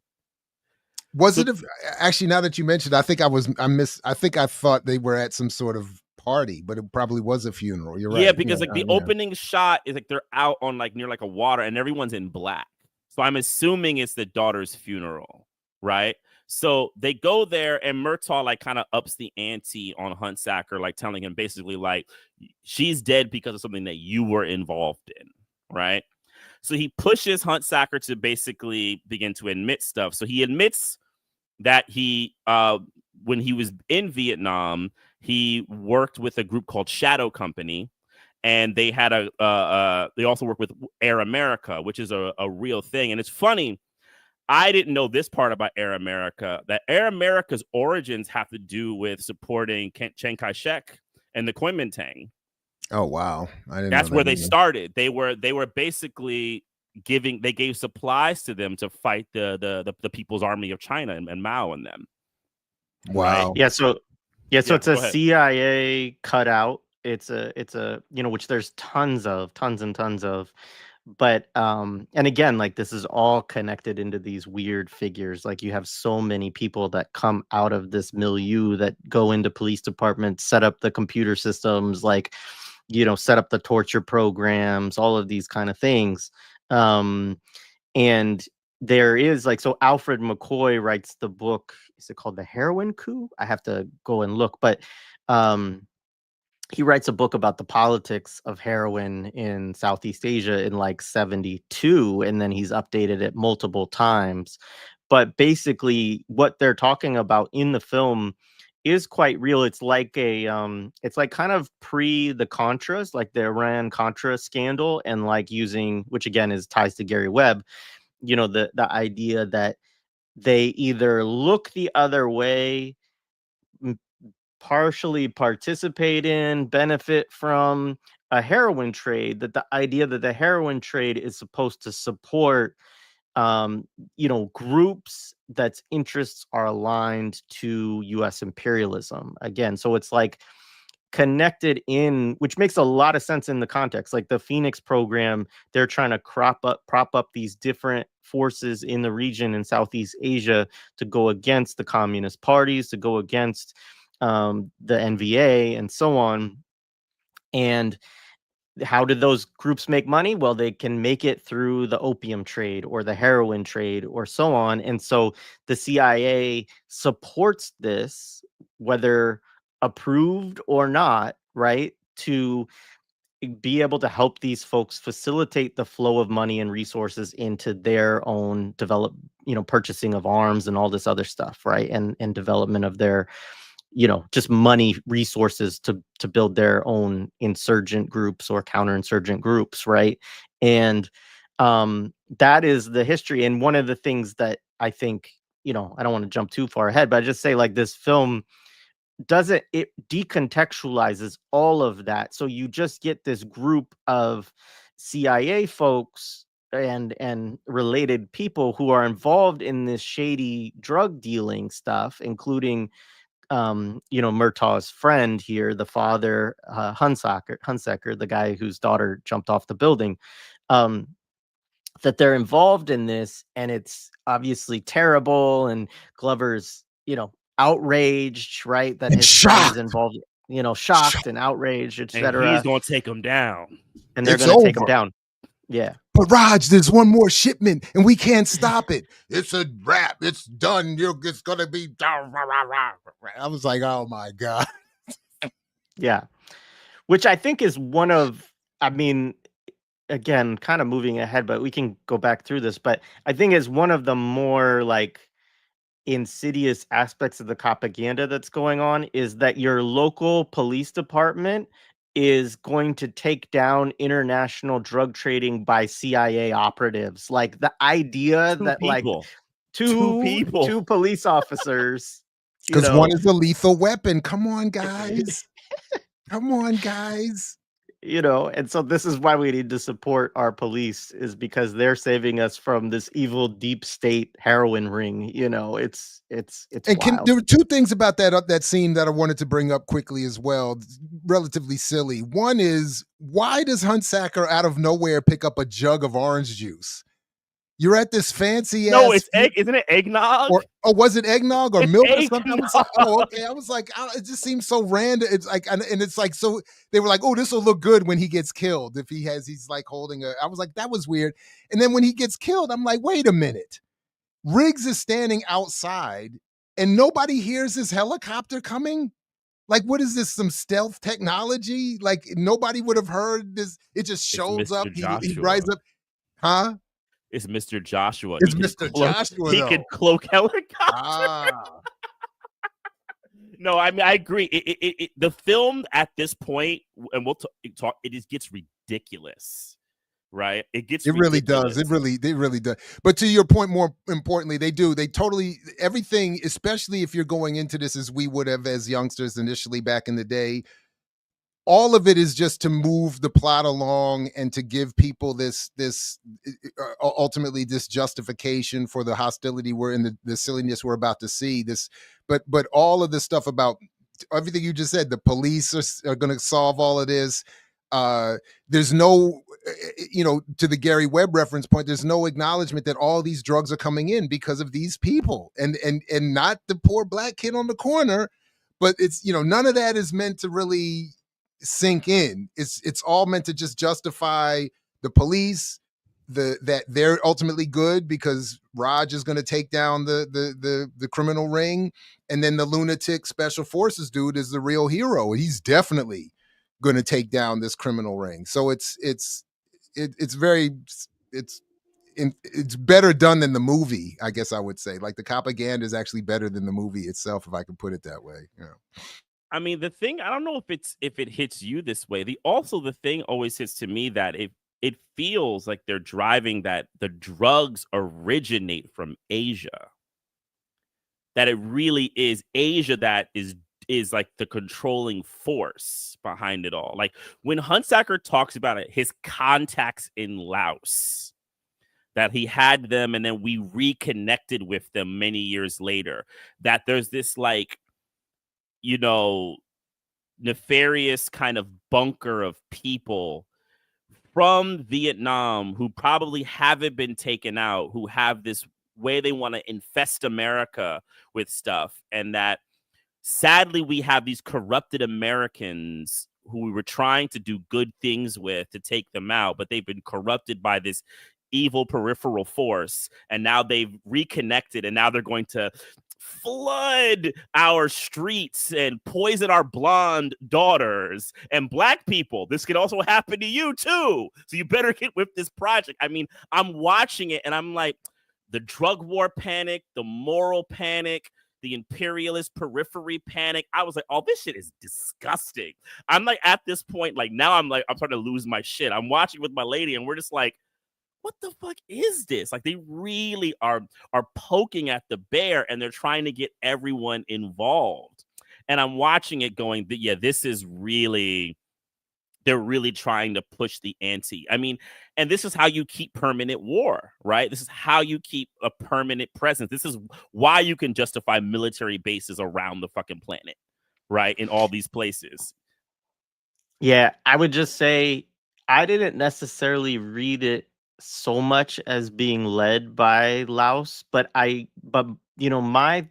thing was it's just corrupt individuals who have gotten their ring together and are gonna make a bunch of money, and they're crazy, right? They're led by the general and Joshua who will burn his arm and this stuff, and so they're even if it's not led elsewhere, you totally get this issue of U.S. imperialism is, out of the picture, right? Like there's no analysis that the reason that this is happening is because the government is involved in propping up all of these unpopular, undemocratic forces to try to take down communist movements, right? This is a key aspect of the Cold War and how it is being funded and fought.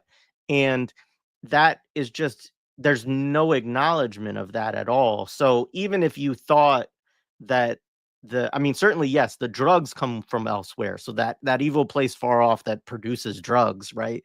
But there's at the bare minimum, there's just no acknowledgement that this is not being done for profiteers, right? This is actually happening.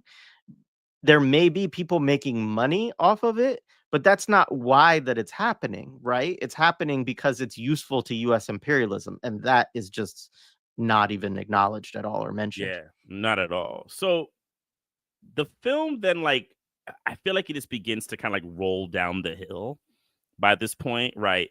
You see Joshua, he kills Hunt Sacker with like so you're getting to also set up that Joshua is somewhat maybe as good as Riggs, like they're two sides of the same coin, so setting up that antagonism. Then Joshua shoots Riggs on the street, right? He finds him with like a shotgun. It's funny, they do like it's like a drive-by shootings, become famous in LA by that point, right? So it's funny that they do a drive-by shooting Riggs through a glass. And they use this narrative device to make them think that Riggs is dead, but he has on a bulletproof vest. And there's this way where they're allowing Riggs to kind of become a little let loose, to like he's allowed to let loose, because right after that, they get the call that something is happening near Murtaugh's house.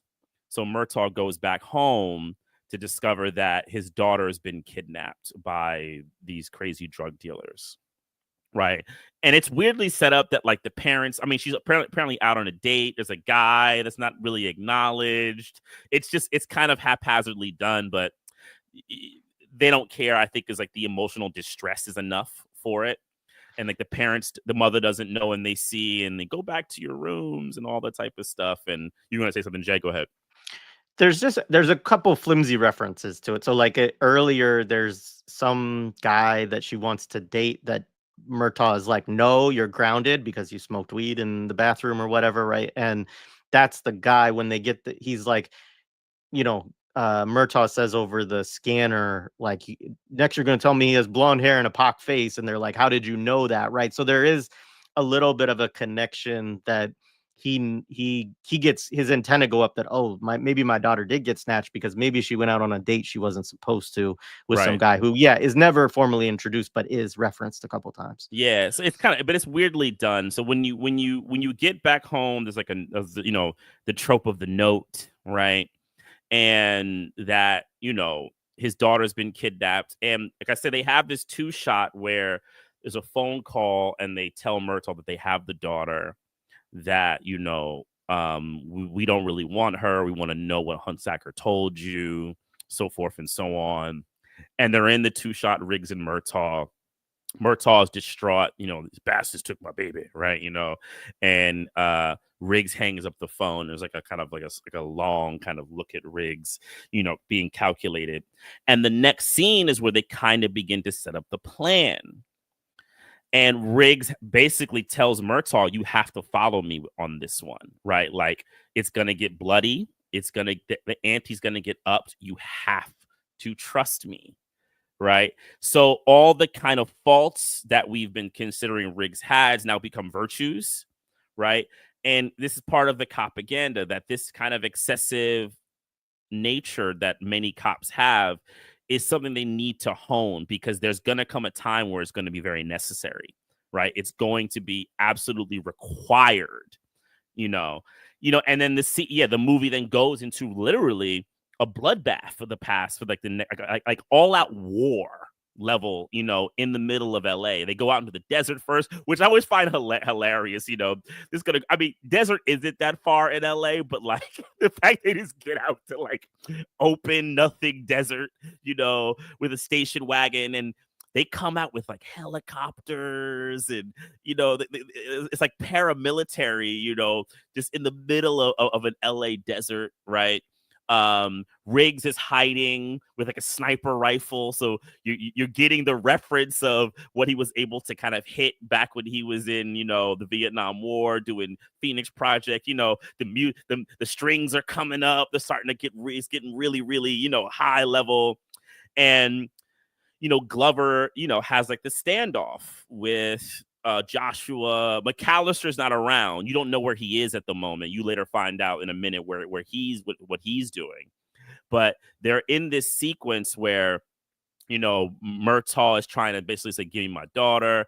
And this is what, you know, I go back to what I said before. They're playing up on the whole, we have to protect our daughters with brute force, right? Brute force, right? Like it has to be employed. So, like, I mean, not to go through all the narrative action unless y'all want to, but they go through this kind of big action thing where Murtaugh, you know, throws like a dud grenade, and it dislodges Riggs. Now he can like start sniping them and getting them and shooting them, and you know, I mean, it becomes like it's like Hollywood calamity, like the body counts in these movies, you know. A great Turkish filmmaker, Nuri Bilge Ceylan, he said the thing that frustrates him about American movies is that people just die without any kind of remembrance. Like he's just like, there's like these like massive body counts in American movies, right? You know, because he made a movie about one person dying, right? And like how that affected a whole town, right? He's like, yeah, because Americans don't care.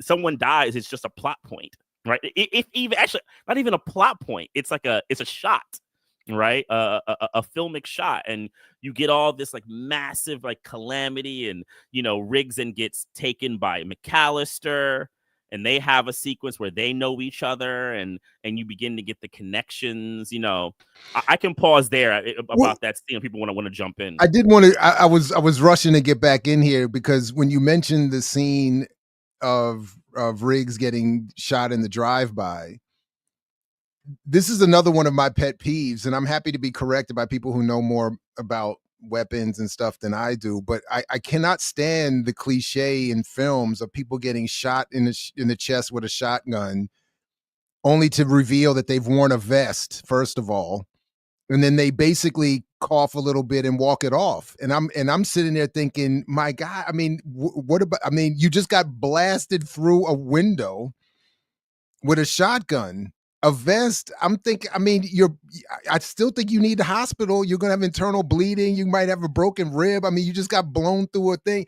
And then in 2 scenes later where he's getting tortured with his shirt off, there's not even I don't think there's like, we don't see like, so those kind of things kind of really bother me. And then 2 seconds later, to your point, he's just in a field. I'm thinking or in the desert, which happens to have enough cover for him to be without desert tactical gear, not exposed in the desert and I'm just sitting there and it starts to further take me out of the movie. And then I'm asking, if you're a cop and your daughter's been kidnapped and this is where's the rest of your team? You're going to go out. You're not going to get the police involved or anybody else involved. It's just going to be the 2 of you going out into the desert with a smoke grenade and a sniper against it. Just like, so tactically, I'm even thinking, so all of this takes me out of the film to remind me that all that they're trying to do is set up these ridiculous narratives in defense of a broader set of politics, and then to push the movie to the next. We're just trying to get to the next thing, get the girl kidnapped, get to the torture scene, and let's get to the violence and the culmination. Like, it's like, I don't know. It just didn't. I really don't like when movies do that, even if I'm not already set to be such against the politics of the film. It's just so irritating to me. But yeah, that was it. That was really it. No, I think that's a really important point because it's totally ridiculous. I mean, the idea that, I mean, you know, I don't know. I've never had a shotgun to the chest with a vest on through a window to know, like, you know, what that would or wouldn't, you know, do, what your recovery time would be. Obviously, Riggs is supposed to be a super soldier, right? So Sure. like, he can deal with it the same way Rambo can deal with all kinds of ridiculous stuff, Just but have a cigarette and the walk it off. yeah, but the part about that you're raising about the tactics, that they even don't they get a police officer to say when somebody calls in that that Riggs has been killed, right? Because I believe Yes. that this is Yes. so they have, this is That's the point, right. they have other people in the department who are in on this scam to some degree, right? Because one way to deal with this would be sort of, as a script writer, right, would be to say, okay, they can't trust their own department because it's Right. somehow infiltrated, right? Like, you could do that, but they don't do that. And you're right, like, the choice not to have any form of backup or supporting forces. I mean, I get that it's in the desert, so maybe that's challenging by people being able to see, but like you said, like, Riggs just runs out there and does it. Why aren't there 5 snipers that run out and do that? Like, so it is, you're right, like a totally ridiculous sequence from a plot standpoint that just goes beyond like what makes sense with any kind of rational piece. But the yeah. torture scene that they end up getting to is like that for me was the reminder of, okay, this is what we're supposed to get, because we get the Asian, the super Asian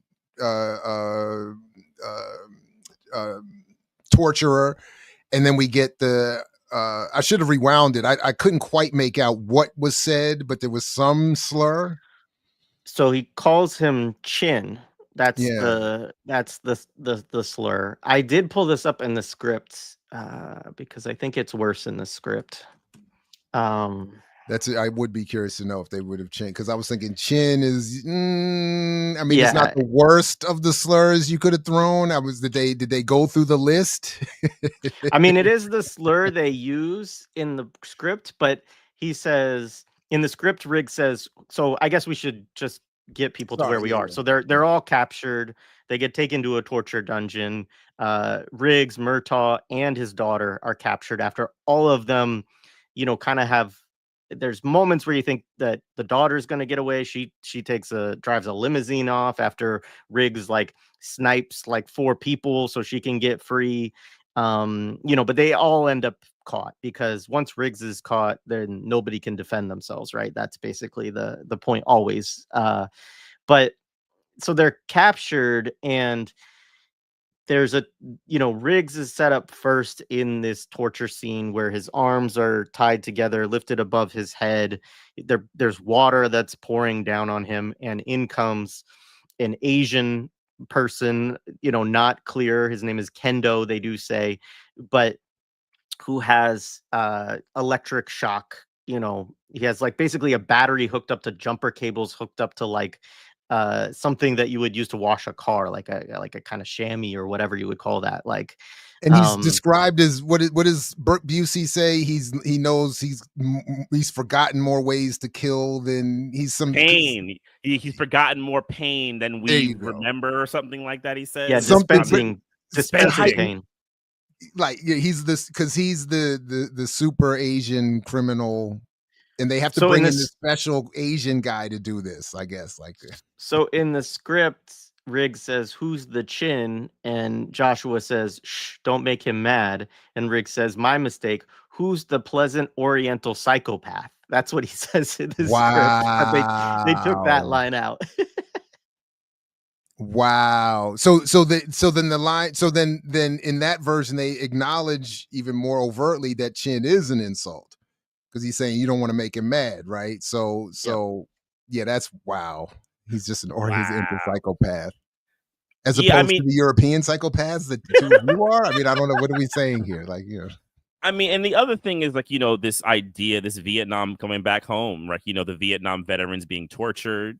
So you're seeing the torture. It replays what's kind of in the unconscious of Americans, that this kind of torture that goes through Asia. Like, I always also brought up like Manchurian Candidate, that, Asians have special levels of torture. The East has special levels of torture that we can't even comprehend. right? And what that can unlock. I mean, I could even imagine as someone who was in any kind of war situation, right? You know, torture or no torture, like what, you know, the kind of thoughts it could like watching this film and how could it bring their blood up, you know, seeing how they think of like the oppositional people that they dealt with and whatever kind of, you know, or consciousness or unconscious they have of it. So yeah, I mean, they go through this like long interrogation stuff, and like the daughter's in like her slip, right? You know, and Danny Glover's getting like the salt poured on his wound, right? And you get into like the Gibson, you know, it's like, I mean, it's just so bullshit. I'm watching it like I'm almost laughing after a while, right? I mean, he had like the spit coming out the side of his mouth. It's just so much. And then my favorite part, the part that is like so on the nose bullshit. So Riggs is able to, you know, he kind of plays possum.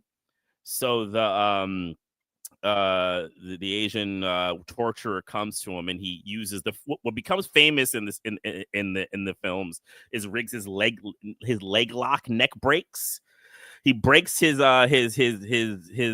guy's neck with his legs, is able to unwrap himself, right? So then they cut back to Murtaugh, right? And where Murtaugh is with his daughter, and McAllister is like, you know, trying to get him to basically, you know, speak, you know, admit what happened, and Murtaugh's like, no. And then McAllister says to him, there are no more heroes in the world. Cut. Who comes right in the door? Riggs, right? Like coming, blah, blah, blah, blah, blah, blah, blah, blah, blah. He's able to take him out. He's like, I'm going to get all of you, right? I mean, it's so on the nose, right? Like, there are no more heroes in the world. No, the Riggs, the excessive force, possibly a little bit crazy dude. He's the hero, not only in the world, but that we all need. Like, he is the most necessary, right? Comes in, you know, Glover gives him the look like, my man, you know, like it's the, my man, you know, you done did it for us. You are helping the family. Like, he's already invited him to the cookout by Mel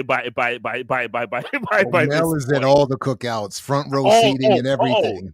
Exactly. Yeah. I mean, his name will be on a chair at this point. And doesn't he? What weapon is he using? Because it was kind of Rambo-ish. He comes in because his shirt is off. He's got no shoes, and he's like, it's like machine gun. Maybe it kind of reminded me of the bullshit of Rambo with the one hand, with the M60 with one hand. Like, come on, son. Like, get the like. He comes in, yeah. I mean, like, he's getting I mean, it's one thing about these cop movies. I mean, it started with Star Wars. Is this ability to basically all the rank and file suck. Right, the rank and file goon is just the stormtroopers are just terrible, but the centerpiece guy is like, he can never miss. They are so on point, right? So they're able to kind of like get it out, you know, get them out. But McAllister and Joshua at this point are at large. Typical trope, you know. The inability. Sorry, just the inability for stormtroopers to hit anything has become a cliche in like the YouTube movie criticism space. I don't know how much beyond it is, but it's a funny thing to see them make fun. Every time somebody misses, they're like, this guy went to the stormtrooper school for shooting. It's like everybody, you know, but like you said, Riggs can't miss.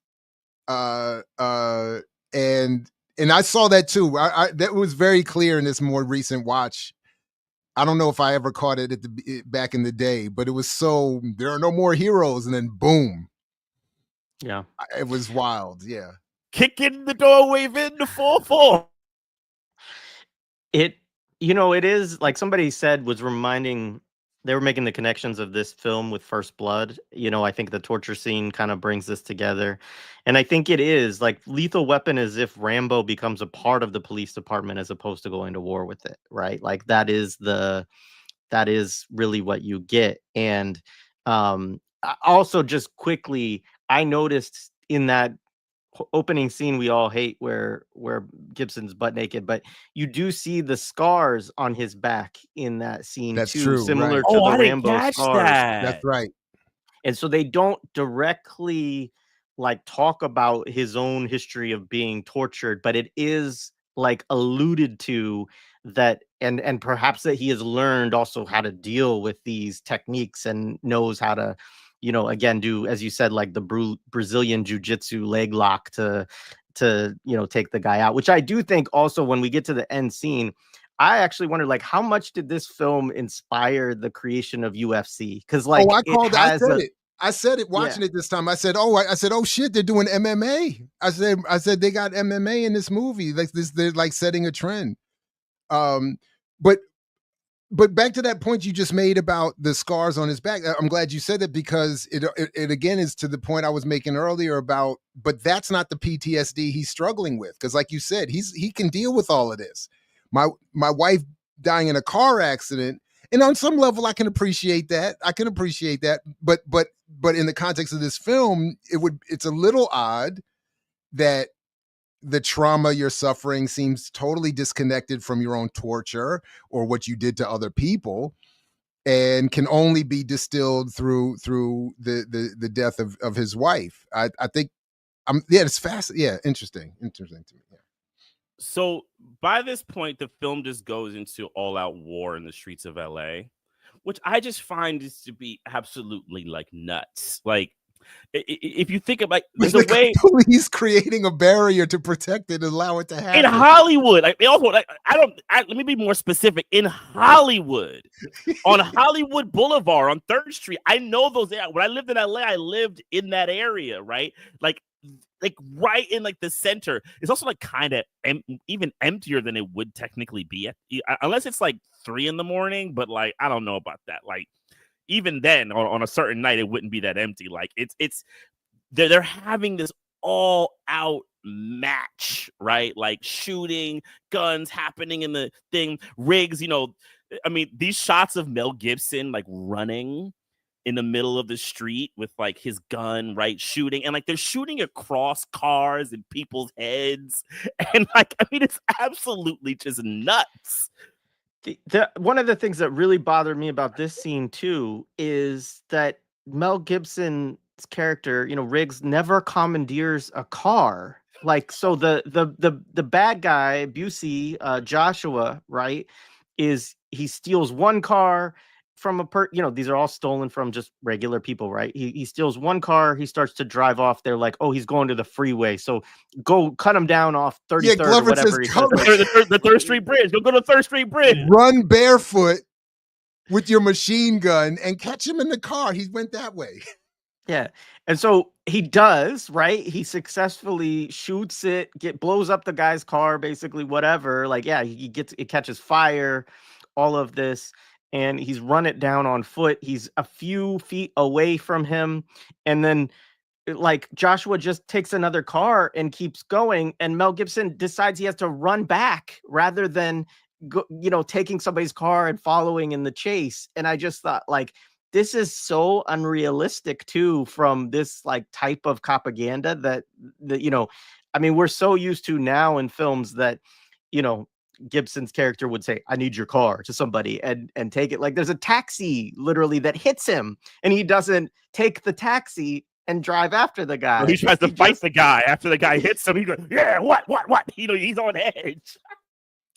And then he has all this energy to do all that running and get back to the house, and then not just arrest somebody, but go into a whole new level of fist fighting in the front yard, which I was wild. So even then I'm sitting there saying, I know we got adrenaline, all this is supposed to be, I'm saying, but son, you just ran all over the place. And now this dude, to your point, Jared, he's been driving. Joshua's been driving. Mel's been hoofing it barefoot with a machine gun, and then still has enough of that heart to go toe to toe to do the whole thing. Oh, I don't want to arrest. Let's put the guns down. So before we get to that scene, we have to talk about Murtaugh shooting McAllister. We have to talk about that, like, because so they set up. It's like the old man, because one of the things Shane Black said he wanted to do, he wanted this to be like an urban Western. So that's like the big urban Western moment. So people like seen it. Murtaugh basically, for some reason, he figures out where McAllister is, which doesn't really make any sense, actually. So he walks and happens to be in this kind of path where McAllister's going to drive out, and McAllister's getting all his stuff in his car with the guy, and it's like the driver.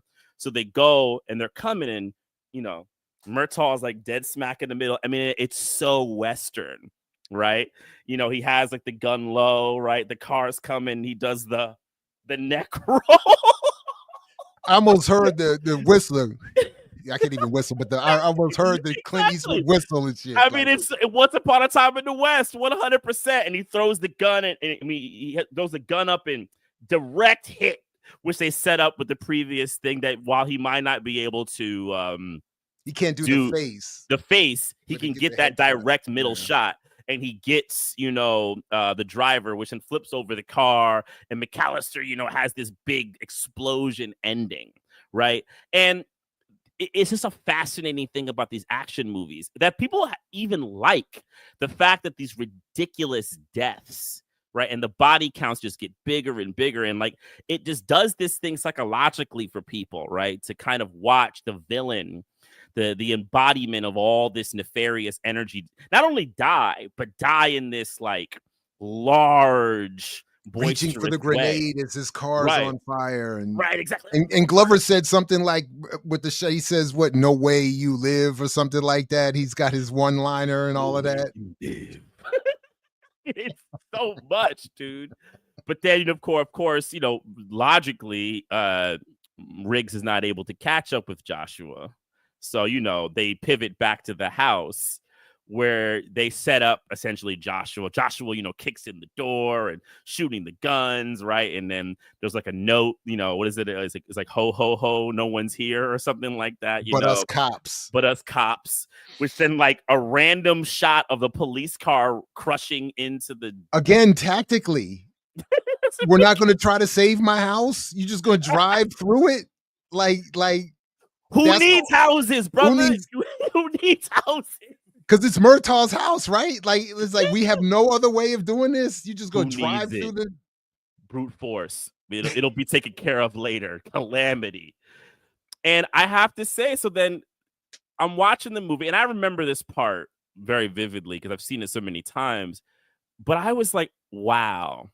So instead of just taking the guy and putting him in handcuffs, they're going to allow a full-on MMA grudge match in a suburban lawn in LA. And Murtaugh imagining authority. I got this. Everybody stand, let them. And I'm like, this is insane. Like absolutely nuts to a grudge match in the middle of a lawn. And it's not raining, right? So the water we get from that adds the dramas from like a fire hydrant, right? So they're like, isn't it something like that? I could have sworn it's not actual rain. It's a bad edit too, because they basically edit like they're like maybe 10 minutes into the fight, because when they're both dry when they first start, right? Which maybe the scene was longer, maybe. But then when they cut to like the first like set of like, you know, punches and kicks, they're already wet. Yes, from the fire hydrant.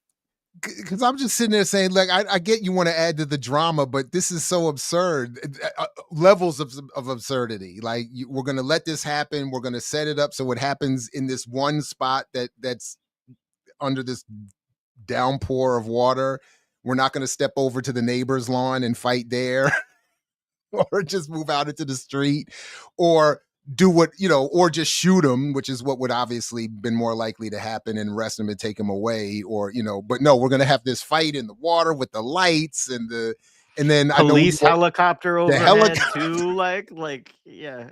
I mean, like they're whatever. Like Sergeant says that they can have a brawl, so they're gonna have a brawl. Sure, yeah. I mean, let them brawl. He said it's under control. You know, and nobody even had a look like, wow, that's an odd. It was all like, this happens all the time. Oh yeah, Sarge. Oh yeah, like last week, Sarge let him fight. We're gonna let him fight again, and they're all just hanging out. After, again, to your point, all of the other stuff, the helicopter assassinations, the torture, the shootout in the street, all of this is happening, and now we're gonna let it all culminate nicely with them fighting. It's just so it was a wild choice. And then the ending, to the point we brought up earlier, is even in this context, it was perfect. Yeah, I mean, so you get Riggs is able to defeat, right, Joshua With so more MMA. With more MMA. So he has him in the leg lock, and there's an assumption that Riggs at that point is going to break his neck, right? But Riggs has a heart where he says, not worth it, which also alludes to the earlier part when the cop told him that, this excessive, maybe shooting the guy is not worth it, right? So maybe Riggs is having a certain realization of his own. He's growing, right? And I think that the fact that it happens on Murtaugh's lawn, he's now found family. But go ahead. Murtaugh tells him to break his neck. Yes, he does. You're right. He does. Oh wow. That's the fascinating part. Neck. Yeah, that's the fascinating part too, because it's you get a reversal of their roles at the end, where Gibson is now, taking the cop who stopped him from shooting the drug dealer in the face in the early scene, right? Who said he's not worth it. And so Gibson says that now, Riggs says that now, and Murtaugh is there before that, like, break his fucking neck, like, kill this guy, with like and 3 dozen police witnesses.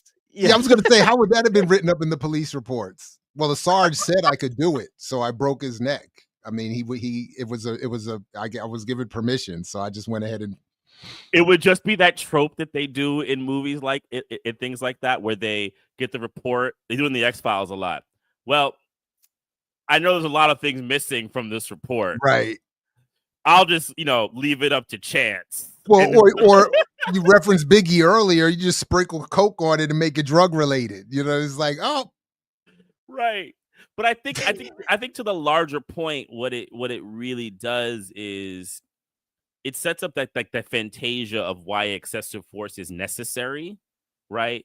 Like, I think sometimes if people, when they assume like a cop, maybe shot someone, right? Their first response isn't why did the cop shoot them? Is what did the criminal do for the cop to shoot them? It's once you can prove that the criminal didn't do anything, and I put that in quotations, right? Then they'll question the cop. It will never be the other way around, right?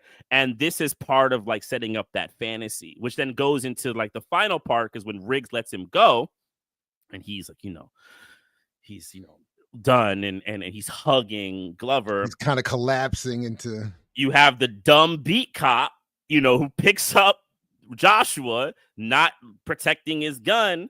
Joshua grabs the gun, and they're like, gun. And then not only does Riggs have his gun, but Murtaugh has his gun, and they both shoot Joshua. Now, wait a minute. Whose gun goes off first? I remember there's like a delay in the I didn't catch that, but I thought I saw Gibson pulling a gun from Murtaugh's. Yes, he does. So Murtaugh had a gun or a spare or an extra or whatever that Gibson. Yeah. Right. But I don't remember who.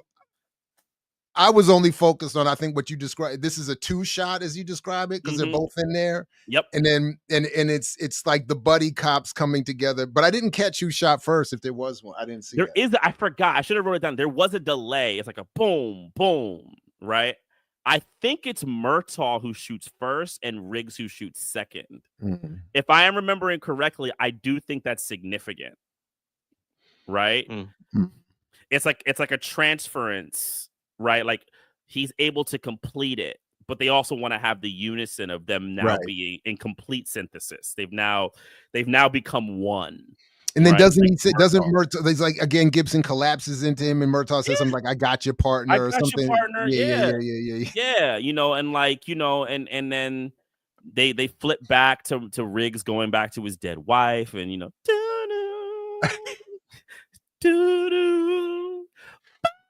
I mean, that high note, that Clapton high note is so annoying. Like, it's so annoying. But there's is that after or before the scene? Because Riggs goes to the house. Yeah, so the house is the last. So it's before. Okay. They clip in as a kind of he goes to say goodbye to his wife. Right. Yeah, right. And kind of settles that he's not going to be suicidal anymore. right? While he might be sad because he has a family now. He has he's found connection, right? And then he goes to the Murtaugh's home in like a polite way. But who does he have the first scene with? The daughter. Rianne, the daughter. That's right. Yeah. And it's because that's where I do remember him saying to Murtaugh, I think your daughter has a thing for me or something like that. But there's neither one of them seems to suggest that this should not happen, right? Does the father say anything? I don't even think, is there even a... He does say something. Like he does say, I feel like he says, I'll kill you or something like that. Does like, he? Okay. And then in 2, it comes up again. Because I think Don't they get involved? No, they don't. Murtaugh thinks that they did get involved. Or is it 3? No, it's 3. And he tries to punch him. Right? It's when Renee Russo gets involved in Lethal Weapon 3. And he's like, I've been with somebody. Right? Because then she later gets married to Chris Rock in Lethal Weapon 4. That later becomes her love interest, the daughter, in 4. What am I thinking? Is it Bad Boys where one dates the daughter of the other one? What movie am I thinking of? It's a sister, right? It's a sister. Bad Boy? Okay, my bad. Okay, my bad. I'm just like, all of it's off limits. But the first scene that he has is with Rianne, and he gives Rianne the bullet. That he says, tell your dad I won't be needing it anymore. That's right. And she's like, and like the way they kind of have the scene, like, Riggs has saved her life, right? The flirtation is still there. Riggs doesn't say like, stop this is inappropriate, right? Yeah. He just takes it, right? And then he leaves, but then Murtaugh like says, "Hey, nah, man, you part of the family. You can come in, you can come with us, right?" And then that's where Riggs makes, I think your daughter kind of likes me, right? And he's like, if you touch her, I'll kill you. Right. Yeah, right? But it's as he's welcoming him into the house, though. Yeah, it's totally not. Exactly. It's totally not delivered as like a threat. It's like it's like buddy joking kind of stuff. Like, yeah, and it's all about. Glover also makes the comment here of like, you're not about to make me eat the worst turkey dinner in the history of Christmas or whatever, like, by myself, which is just like the constant like demeaning of his wife's cooking, and them both like doing this together is just so nuts too. And I can't forget the other big line where he says, I know you're not crazy. Right. He says, I got one thing to tell you, what, I'm not crazy. And he goes, yeah, you're not. Right. So all of this stuff is then made to be okay and necessary as he invites him into the house. Right. And it's funny, like I wanted to say this and I forgot earlier, but I think it can work here. In James Baldwin's critique of In the Heat of the Night, he called Rod Steiger and Sidney Poitier's connection like a love, almost like romantic. It's like a romantic synthesis. And I think that applies here, right? There is a kind of what we would consider to be romance between the two of them. Premiers where like bromance kind of maybe comes into play here, where they find the synthesis, because it is almost kind of romantic, right? They find a love for each other and a connection, right, through this struggle.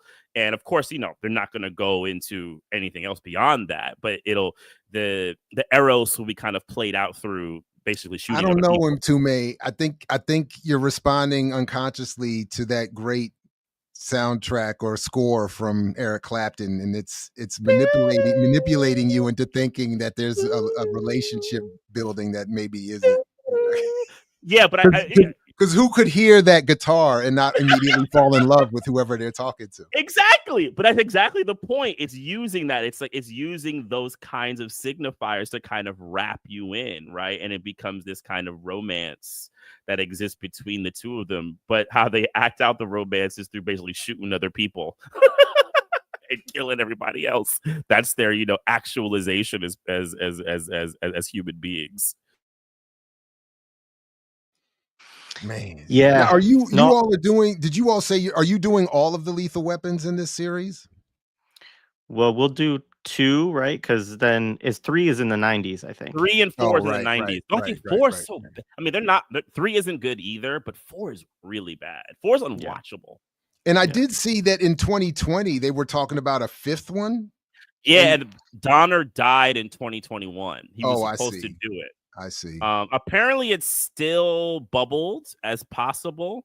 So Glover is not he's willing to overlook all of the Gibson stuff. Like is like that doesn't factor into his decision. Look, man, that's always been a thing with Danny, you know. And look, I know people that Danny Glover has helped film wise.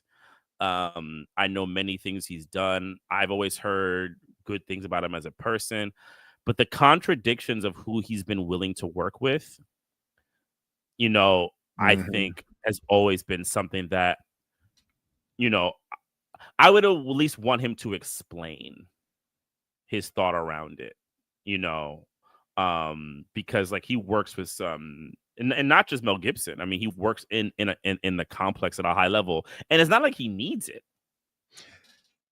So the way I was, you know, I could, because to Silberg's point, like I could, obviously I know he's got to work. We all end up working with some folks that are probably questionable here and there, but it's, for me, it's the overt nature of it. It's like, if I think you go home and use the N-word, I might be able to rationalize this, that, and the third. But Mel Gibson said, "I hope you get raped by a pack of niggers." I'm like, damn, son. Like I've been mad at my wife, but damn, son, that's just crazy. So I don't know if I could come back from that and sit, you know, be like, let's run lines, Mel. And I don't know. I mean, I would love to chat or someone has found it. Has Glover ever made like a statement or like he's been given a response to what Gibson has done? I did because go ahead. I just looking, I did a little bit of a look and I didn't see anything. That's why I was curious and wanted to bring it up here. Glover showed up to the anniversary reunion with Renee Russo. Whoopi Goldberg defended Mel Gibson. I remember that. I don't remember that, but I guess I shouldn't be surprised. Wow. I mean, Whoopi defends everyone, so who's white? Damn. Who's white? Even when they wear blackface. Yeah. If I she's don't know. dating them, I guess it's okay, but you know. Yeah, that's wild. That's wild. That's wild. That's wild. Look, I don't know if we're wrapping up or if we missed anything, but I just wanted to say while the, you know, I loved this and I love the series you all are doing and participating and or watching has been great. So yeah. Just I think we should great job. start wrapping up. I don't know, Jay, do you have anything else that we missed? No, I mean, thank you. This has been great. I'll go through. I highlighted a few comments along the way that we can bring in, and then if we have anything to say in response to them, we can. But yeah, no, this has been great. Hiram got his info on the Phoenix program through Steve Coakley videos. I'm sure he did. That's actually, I'm assuming that's what he's referencing because it was as we were talking about that. But you know. I used to go to Steve Coakley lectures all the time, and I don't remember him talking about that, but I'm not surprised. And I'm just laughing because in another conversation I was having somewhere else about National Council of Black Studies, one of their prominent members sort of disowned me for admitting that I got information from Coakley. They were like, "That's a terrible source. How dare you?" And I was like, look, I was a young, impressionable dude, and I found his lectures fascinating. You know, I don't, you know, but yeah, shout out to the late Steve Coakley. See, I think that's interesting too, because I think like, I mean, this is not my space to step into to litigate, right? But like, you know, the history of Black study, like, you know, on street corners, in bookstores, in, you know, all of these spaces outside of institutions, and the kind of value that had within the community in exposing people to not only like really grimy crap that the US government and all of its tentacles were involved in, but also radical politics as well, like I think is a really important thing. And there are obviously in those spaces like unrefined things or conspiracy theories or whatever else that crop up too. But if you're not digging into that world, like, I mean, if you are digging into that world, you're going to run into those kind of things anyway, you know? And so I don't know. I don't, yeah, I would be on your team on that, Jared. The fact that I mean, Mtume and I were both talking actually this week about The Nature of the Threat by Razkaz, right? As like, yeah, I think Razkaz, I think you're pronouncing it right, actually. And you know, like what that did to our little teenage brains and like how, you know, and it's full of plenty of things that are not factual, right? Like that are mythologies or conspiracies, etc. But nonetheless, like that is a part of my own journey, right? And I can't like totally disavow it, even as I look at it and say I know now politically that it is wrong on certain things, and also that there's like homophobia and all this other stuff that's, you know, built into a song like that. But like, yeah, I don't think mean, turkey is eaten on Thanksgiving because of the country Turkey, as he right. argues in the song.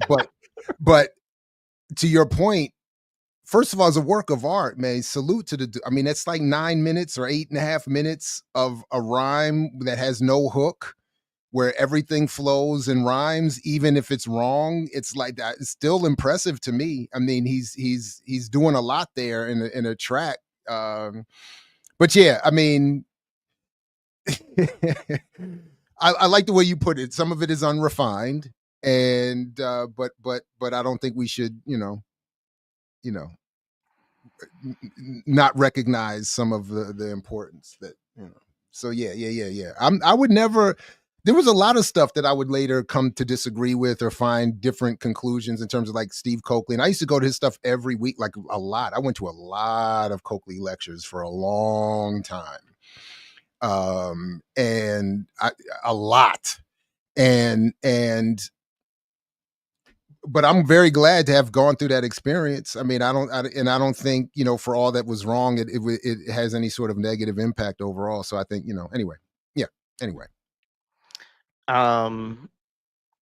Mtume, do you want to say? I think you mentioned this actually. So, but somebody had brought this up early. Yeah, you know, I mean, 100%. I need to rewatch Running Scared, but from what I remember, maybe we should. I think we should actually do it. I mean, we're definitely going to do White Knights, which isn't a buddy cop movie, but the pairing of black and white in that is really, really fascinating. But yeah, in America, Russia, right, or Soviet Union. Well, yeah. I mean, and then I don't want to diverge, but like a black man who defected, purposefully to the Soviet Union. That's right. In the film, that's a whole other kind of thing.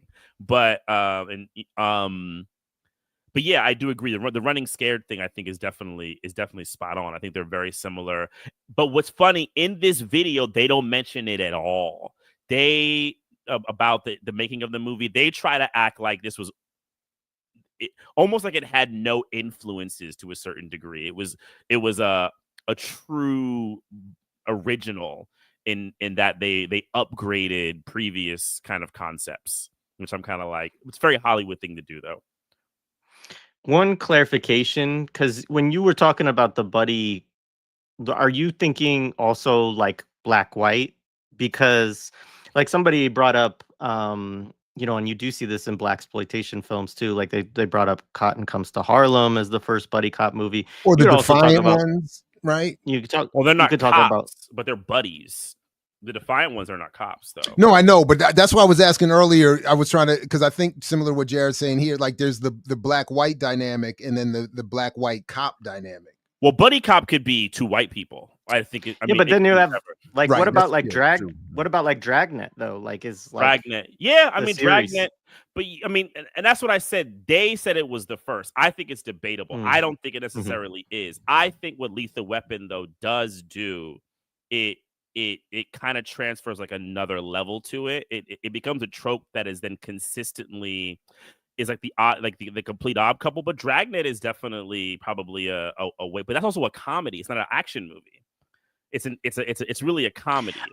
I meant like the old series, actually, like the Yeah. TV show, like I the haven't seen it in a long time. Yeah.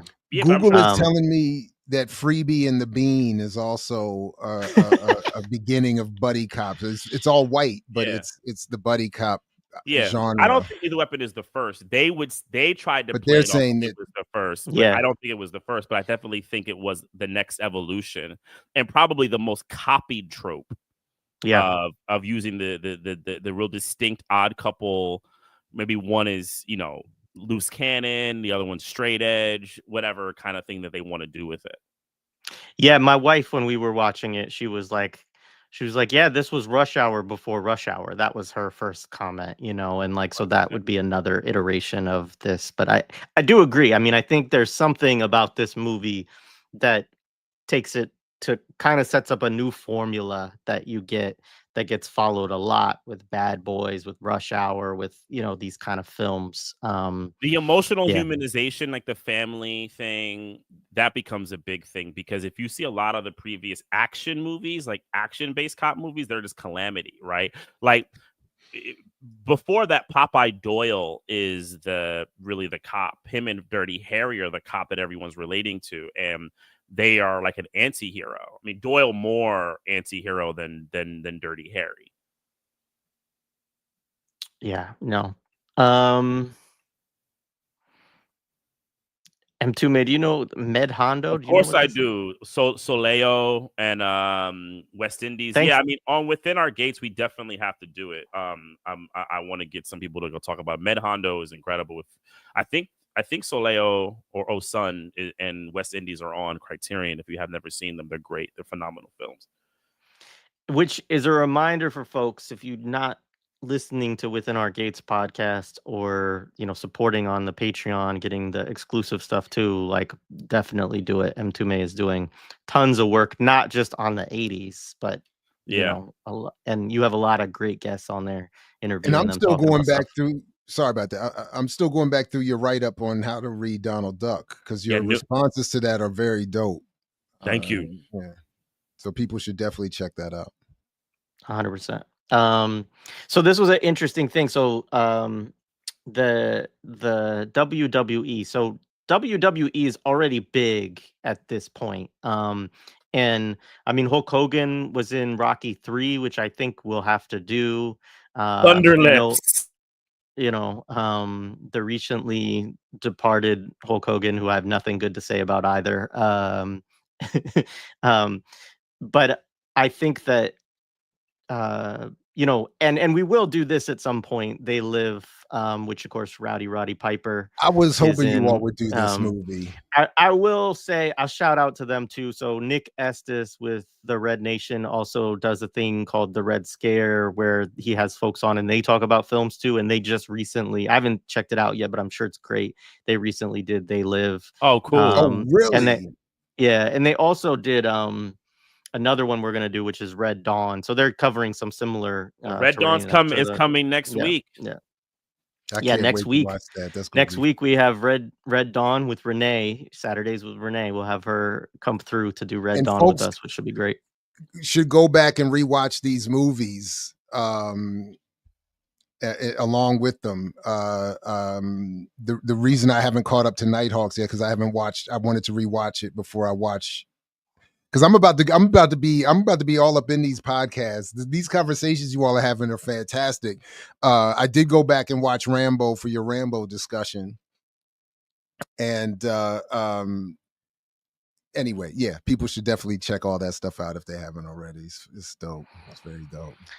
All right, so that's it. Thanks everybody. Somebody asked if we will definitely do Die Hard. There, you know, that's absolutely going to be one that top 10 Christmas film. Yeah. I mean, we got to stay in the Joel Silver industrial complex. He did a lot of shit. You're not playing with that phrase. I was scrolling as you were talking about him. He did a lot of shit. So somebody mentioned Chips as a buddy cop. Absolutely. Yeah, TV shows. Yeah. I mean, I think TV did a lot more. Hunter. Shout out to my homeboy Greg from back in the day, man. We used to when we were single digit age, we used to get on our bikes and ride around the neighborhood as chips. We were all the copaganda. We had fully absorbed it, riding around, on our bicycles. So I will say this. The 80s is also a great era for Christmas movies. And as we get closer to the holiday season, I'm sure we will have to do both. I want to do Christmas Vacation, and I want to do what's the one? A Christmas Story too. We have to do Scrooged. Oh, was that 80s or 90s? 88. Oh wow. Yeah. That's a fact. That's an interesting movie. Wait, you're talking about but when you're not. No, but I'm saying you're not doing just 80s films for the Christmas stuff, though. No. Or are you saying, as far as like the imperial 80s kind of idea, we'll do some of these. Christmas. We'll do when we get to the season, right? We're also going to do some around Hollywood. We'll do a couple horror. I mean, Halloween. Around Halloween, we'll do a couple horror movies. So we'll try to do some seasonal aspects. I mean, we definitely do Nightmare on Elm Street and things like that. All right, as long as you don't do Strangers, because I will not watch. I will never revisit that movie in any form whatsoever. So I will skip that episode if you do that one. That movie fucked me up. I don't even know if I saw that. I don't think I did. Because it's just because I got to share real quick because I've shared before. Like it starts with a white girl coming up to the door and asking if someone's home, and then a whole bunch of stuff goes off from there. The very day after I watched this movie, I was home alone. Out of nowhere, I promise you, the very next day, a little white blonde girl came to my door and knocked on the door and was asking if somebody I'd never heard of was home. And I internally flipped out and started fronting like my house was full. I was like, no, nobody here knows who that person is. I even pretended I was asking people, anybody know who Aaron is? And I was like, nope, all of us in here don't know who this person. I was shook. That movie has me totally messed up. But other than that, I'll be tuning in. Right on. Thanks, folks, for the super chats too. Appreciate those as always. And I forgot also there was a stream that I did last week where I forgot to acknowledge somebody did a super chat, and I apologize for that. I'm always trying to do that. We do appreciate that, and all the people who support on Patreon. So all right, make sure before you leave to like, share, subscribe if you have not already. Jared, wonderful. Thank you for coming through. This was great. Appreciate all the work you're doing, and folks should head over if they haven't caught. Also, one more plug for that conversation with Samantha Youssef yesterday. If you haven't caught that, you definitely need to, because she has an analysis of all of this that we all definitely need to add to our own. So, all right. Peace, everybody.